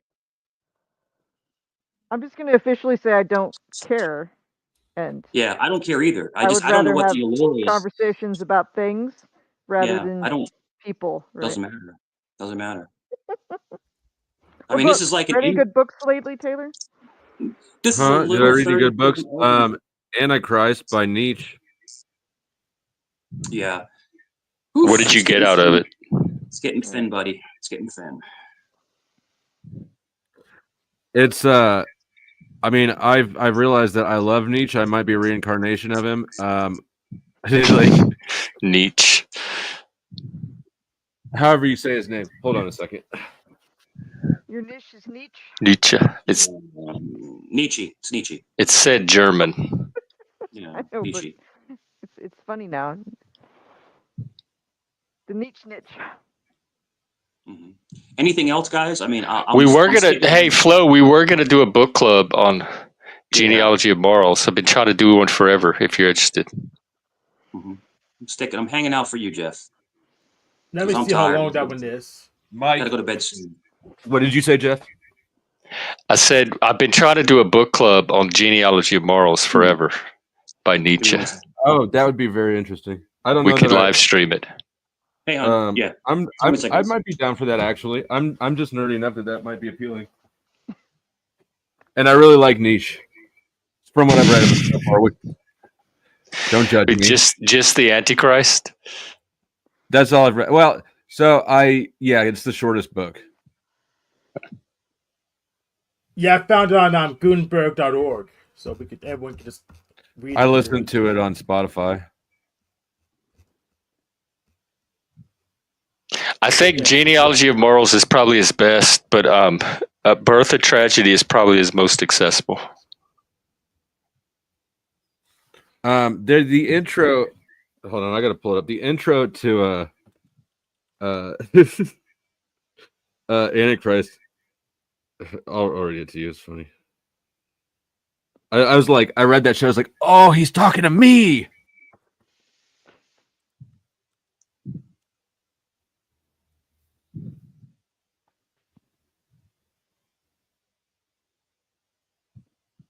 Yeah, You have the intro.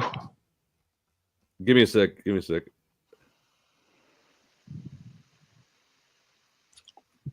There's a good documentary on Nietzsche that I played in the Discord a while back.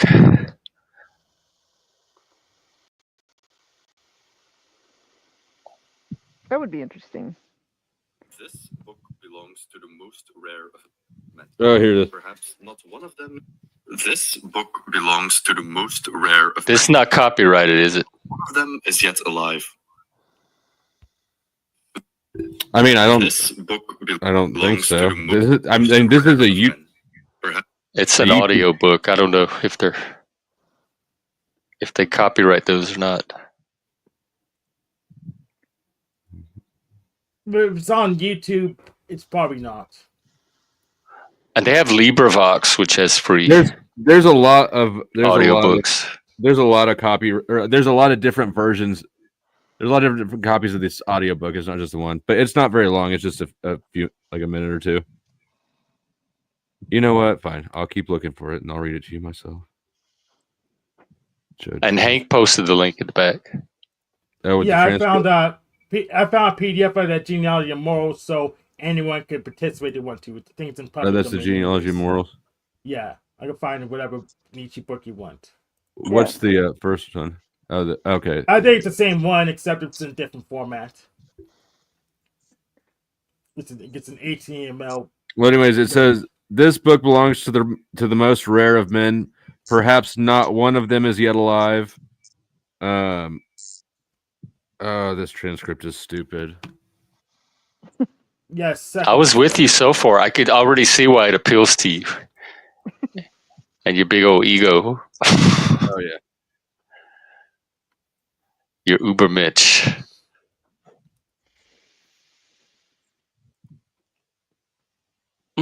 It's like he started it. He starts it in the transcript. He starts it and then doesn't complete. Then goes into welcome to the blah blah blah. Right. So. But you were already hooked. Mm-hmm.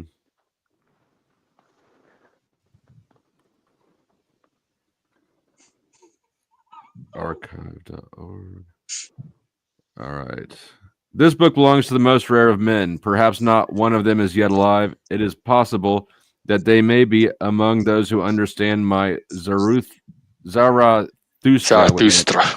Zarathustra. How could I confound myself with those who are now sprouting ears? First, the day after tomorrow must come for me. Some men are born posthumously. The conditions under which anyone understands me and necessarily understands me, I know them only too well. Even to endure my seriousness, my passion, he must carry intellectual integrity to the verge of hardness. He must be accustomed to living on mountaintops and to looking upon the wretched gabble of politics and nationalism as beneath him.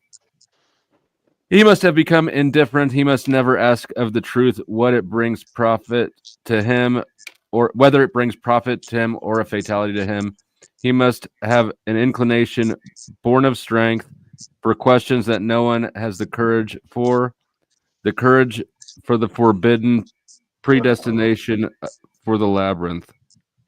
The experience of 7 solitudes, new ears for new music, new eyes for what is most disdained, a new conscience for truths that have hitherto remained unheard, and the will to economize in the grand manner, to hold together his strength, his enthusiasm, reverence for self, love of self, absolute freedom of self.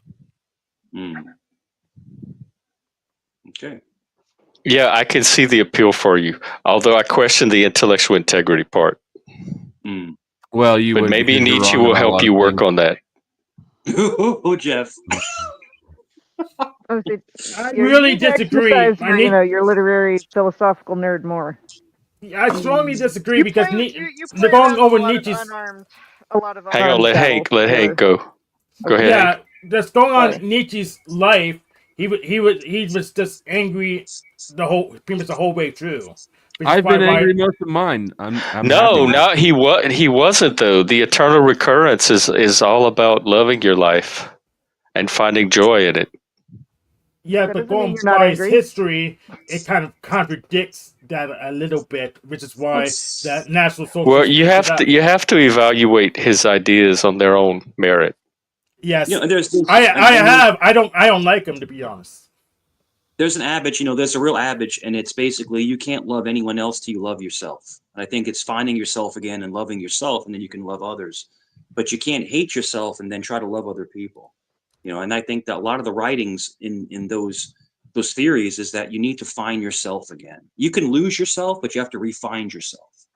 And I think it's that's self-love. It's knowing your worth. It's knowing where you're going in life, and it's taking people with you. If you have that positive energy, you're going to take people with you to that positive place. But I think a lot of us, we kind of fall out of love with ourselves. That doesn't sound weird if you think about it's just that we doubt ourselves, we put ourselves down, we get on, we make mistakes, and we want to beat ourselves down on our mistakes. If it doesn't sound weird, how'd you know to say it didn't sound weird? Okay, well, if I can finish, but if you can let it go, if you can let that anger go and that resentment go, you grow, and then you can start loving others better. Then how can we love a child then? I still don't see how anger and love are actually opposed necessarily. They're not. Yeah, I don't either. They're not diametrically opposed. They're. Can one interfere with the other though? Can you love somebody that you're angry with? Yeah. It's like two different songs playing at the same time, right? They're both music, but they'll distort each other. So when you look at a child and you love your child unconditionally because it's your child, you're looking at yourself basically. You created this child, you created this human being. That's probably how a narcissist would look at it. Jeff, well, I don't know. Why don't you let us know? Jeff, I mean, this is kind of getting. I mean, I'm not going to sit here and take pop shots. I'm just giving you a heads up. Okay, Flo, you're being extremely disrespectful. I'm trying to be from the heart. Yeah, he's instigating. I no doubt he's instigating. I agree. Flow instigating? I disagree. I don't think flow's instigating. Well, I think otherwise. Mike wasn't addressing him at all. Yes, but I thought Mike was instigating. I was in my head when I said something. Look, it's okay, Hank. I instigated this one. I did that. Mike's just being a baby. You're here to restream and rebuild your channel because it got struck, and I understand that, and that's cool. But respect other people that come here every day. That's what I'm trying to say, Phil. Oh, my head, Mike. You're trying to you can't force people to respect you. That's earned. You don't have to, but don't take pop shots at someone who's being honest, upfront, and respectful. Oh, I'm taking where I want him, Mike. Don't tell me what to do. Carry on with your little honest, respectful story. Hey, why don't you eBay some more? eBay? Oh, eBay. Hey, Mike, do you want to go over to Flow? I'm about to end this one anyway. Y'all want to go over to Flow Stream? Y'all can bring him some content. I'll shut up if you're ending it because Mike is having a meltdown. I don't think he's having a meltdown. I liked what he was saying. I think it was very much in the spirit of Nietzsche. Bro, in my head, he is having a meltdown. Okay, well, yeah, in your head. It can be whatever you want it. We already know that most of your world is in your head. Yeah, I have no control over it somehow. I'm almost serious. Yeah, okay, Hank, relax, dude. I don't know. It's in your head. I don't really know much about it. But you talk about it all the time. No, I don't. You've talked about it way more than I ever do. Oh, skip that, Hank Banana. How long have I talked about Hank tonight, y'all? Have y'all heard me talk about Hank a single time until he showed up? I'm surprised. And started accusing me of being mad about something that I'm not even mad about. So, Hank, what's the issue? Because it's in his head. So, Hank, are you looking for attention or are you trolling? Which one is it? Are you looking for attention? Neither. I'm looking for resolution, so it's neither. I think he's just confused, and I've tried to explain it to him over and over and over, and I don't know how else to help him. Yes, I'm retarded, of course. Run it through the AI and let the AI explain it. Yeah, yes, let the chatbot tell me. Or find somebody you trust, somebody whose opinion you trust, and let them walk you through it and help you understand. Flow state, tell me what's going on. Hank, I don't mean right now, just off stream. Y'all can work this out. I trust Flow State. You tell me to find someone who I trust if I trust Flow State. Tell me what's going on. You're being gaslit and besieged by everybody around you. Mike is over talking and having a meltdown. What's that? This is not a meltdown at all. I'm sorry. What would you call it, Jeff? I wouldn't call it anything. I don't think he's having anything. I think he's having a normal conversation. He's having one of the most normal conversations of anybody on the panel right now. Mike is being fussy. Yeah, so I really do, Jeff. I think, and you do whatever you want to do, but having people that come up to restream and try to grow their channel off of you that are disrespectful to other panel members, it's not a good look. But Jeff, I respect you, brother. You do whatever you want. I will be here for you. If you respect him, you wouldn't feel the need to tell him how to run his channel, Mike. He's a friend of mine. I agree with Flow State. Yeah. Of course you do, Hank. I think this is tribal. I don't think any of this is objective. I think the people that don't like Mike are going to see it one way. And excellent. We progressed. It's tribal now. I also don't know why people that don't like Mike come on the panel in the first place, knowing they don't like him. Yeah. I don't. All it's going to do is bring out the worst in that person. I don't really care about Mike either way. I'm fine with Mike. He's just being fussy tonight. Well, to you, he's being fussy, but I was interested in what he was saying. Yeah, if I just avoid everyone I don't like, I literally dig a hole and bury myself in it. So that's why I was muted until I was asked to unmute. I'll mute again. Carry on, Mike, with your whining. Jeff, for real. Are you gonna put Jeff for real, dude? Come on. No, Mike, keep talking. All you're doing is proving your point. But you're just he's exactly what you were saying he was. He's being Flow. He's just only here to agitate, and he's a grifting piece of garbage. That's what he is. He grifts. He begs every night because he doesn't work. That's what he does, and he's attacking me when I'm having a good conversation, being respectful to everybody. I didn't. Yeah, I disagree. You're not respectful to me.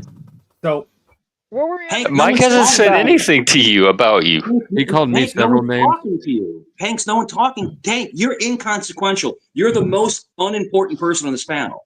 Okay, one's now that was a talking little to you. disrespectful. But before I'm saying that, he wasn't saying no anything to you or about you. no one's addressing you. No one's talking to you. No one's addressing you. You just chime in like a parrot on someone's shoulder. Of course, Mike. I never mattered in the first place. It What shouldn't have kind of existed. parrot You're is right, that? Mike. Is that racist? What Mike just said about Hank? That was a very aggressive parent. Yeah. Okay, I'm going to break this down. Did you just call me a racist, Flo? I asked the question. Was that racist saying that Hank doesn't matter? No. What he Why? said. Just because he's black? Yeah. Yeah. Well, No. I am black, and he hasn't said that to anyone else that I know of. So, Damn, that's right. Jeff. All right. Hang on, Flo. Do you have any more content you want to milk before I shut this down? I'm done. No. I'm done with this. Thank you for having me up. Kick me out at any time. I will not be butthurt. Go fuck No, yourself. I'm not going to kick you out. I'm going to end the stream at some point, but you're welcome to stay until I end it. And Genealogy of Morals book club, download it. It's online for free. Read it, and then we'll do a stream on it someday soon. Jeff, why do you let people up that are obviously here to cause problems? I can't figure that out. he likes talking to people. Can I say something? You're one of those people. Yeah, Ren gets the floor. Go ahead, Ren. All right. Look, Mike, you assume that Taylor's here, that Flo's here for a particular reason. He's quite capable of having a interesting and deep conversation and not just stirring the shit. But you got to give it a chance. Then have one. Hang on, let her talk. Well, when you start hollering at someone and telling them that they're here to not have a conversation, and they have then they're probably not going to. Like, you're accusing him of lots of things, which he may have been guilty of at some times, right? It may not be wrong, but you're not giving him much of a chance to prove otherwise. You're just sort of lecturing us on what he's here to do, and it's kind of, it's not very interesting. Oh, okay. I'm not right, but Flo's saying a bunch of shit too about Mike. No problem, and no problem. And so what I'm gonna do is I'm gonna show respect to Jeff and the channel, and I'm gonna just stop talking, and you please carry the channel. Please go ahead.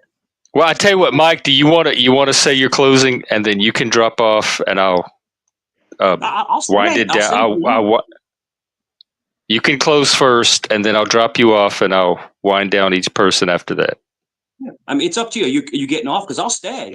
I'll I was wrapping up anyway. I've gone way over my 2 hours. I was already wrapping up. No problem. And I don't normally expect a shit show from you, and it's nothing to do with you. But I guess just kind of like look at some people that come up, because they're only here to cause problems. They're not here to have a conversation. They're not here for mental health, for awareness. They're not here for that. They're here to just hijack. Well, people say that about you too. So I need to make those judgments for my own self. If you assume so I'm going to continue to do that. When I or a specific intention when I go anywhere, you're giving me way too much credit. I personally think, this is my personal opinion, I personally think you're not a good person. That's my personal opinion. I'm okay with that. I'm personally fine with that. By watching your behaviors and your disrespectful nature, I think you're a grifter, and you like to disrespect people. You cannot sit and have I've never heard you have an actual intellectual conversation. I've never heard it. Because you never listen to anybody. Oh no, I've seen you so many times. Okay, but Mike, let me point out that people say the same thing about you. They come to me and tell me that very thing about you. But I don't have conversations. I'm gonna decide who I want on my panel. I'm gonna make my own judgments of people. Do you have anything you want to close with? You were talking about. I liked what you were saying about love and all that stuff. So get back to that. I think that was the message that was worth hearing. It was derailed by your negative people up here, but that's cool. It's totally cool. But you have the floor now. I don't want it. I don't want it. Okay. Well, then say good night, and I'll wrap up the stream. Take care, my friend. Jeff, you are my friend. I'll always protect you, and I'll always talk good about you anywhere I go. And you know that. So take care. God damn, Glaze. All right. You too, Mike. Take care. Flo, quit being an ass. He's right. Respect my guest. Look, in all fairness, he wouldn't let it die. But you kept it going too. Either one of you could have stopped it at any point. Nuh-uh, you saw me mute up and try to stop like at least 2 times. No, but when he was talking about his speech, that had nothing to do with you, and you kept popping in on. You can go rewind the stream and watch it. You were instigating. Do you have anything you want to say before you go? I don't want to go next. Hank, go before me. Oh, that's fine.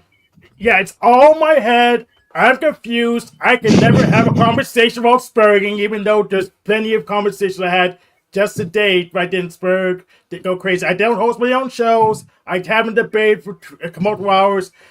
It's just believe whatever the holy high MC says. So don't look at the video. Just listen and believe, but not listen to me and believe. Just listen and believe the real guy, the guy who controls reality. But it's all in my head somehow. Word. Okay, well, I don't know what any of that was, but thank you for coming up. All right, Flo. Ren, do you want to go first? No. Well, Ren, go ahead. He obviously wants some alone time with me. But it's in my nature to not ever do what Taylor says. He knows No, it's this. not. Well, then he should have used reverse psychology on you. I was gonna say you know. Or did I? You should know better. So I assumed that you wanted to go first since you told me to. All right, you're right. I'll go first after you. Oh, hey, Zephyr. I'm just about to wrap up. I mean, none of you have to say anything. I could just say bye. I was just giving you a chance. Let me say Ren's parting words. If you really want me to leave, you can ask. But like, I don't have much else to say, I guess. So Here anyway, lies Ren. I'm all for Nietzsche Book Club. That's my. Oh, okay. That's Well, all I good. have to say. We have 3, at least 3. We probably get a few more. Yeah. I think we should do it. We could like double stream it or something. It was, what day is today? It was November 21st when Ren Rugg passed away from the Panelverse. She Lucky died her. so young. She had so much life to live left. Why did you take her from the panel, God? This is your cue. Drop her ass. Ren, do you have anything?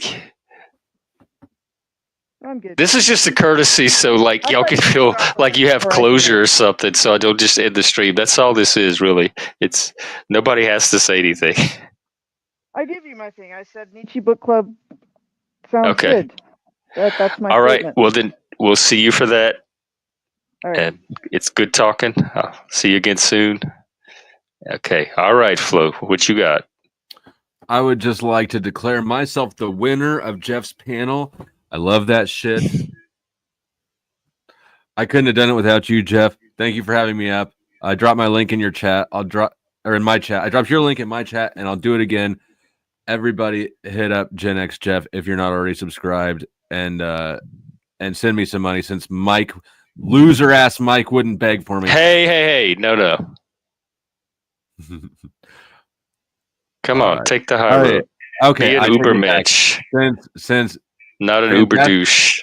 Since Fantastic Mike or Magic, since Magic Mike, whatever I was saying. Anyways, Do you do this for content, or did he really get under your skin that bad? or did what? Or did he really get under your skin that bad? He's not under my skin. He seems like he is. No, I'm under. That's why I'm wondering if it's a bit for content or if he actually had this effect on you. I'm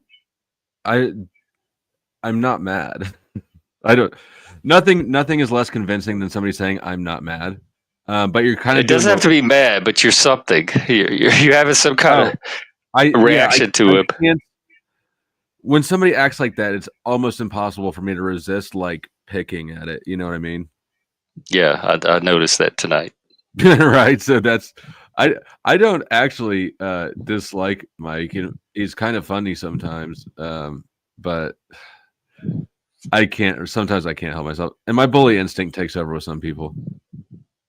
Well, he gets that a lot, so you're just take a number, I guess. Mike is the one to punch down on if you're looking for an easy. He must want it though, right? Because he flails and he whines and he Jeff, what? Like, come on! You had to want to bully him when he's going, Jeff, Mom, will you kick him out? Mom? No, I didn't want to bully him. Well, I'm not like that. I don't believe that. But thank you for having me up. Okay, thank you for coming up. Good luck with your channel. I look forward to our book club soon. Okay, that's it for me. I'm about out of energy for the night. I'll be back tomorrow, the usual stream, 3 p.m. Eastern, 12 p.m. Central. Bring your problems. We'll try to keep solving them. Yeah, Zephyr, we're going to do Nietzsche's Genealogy of Morals. Me, Flo, Ren, and anybody else that wants to participate. We'll set a date after everybody gets it read. So I think it's free on one of the internet sites, and I can post the link in the Discord too. Okay, take care, everybody. I'll see you all tomorrow. Let's see how I do this. There you go. Good night.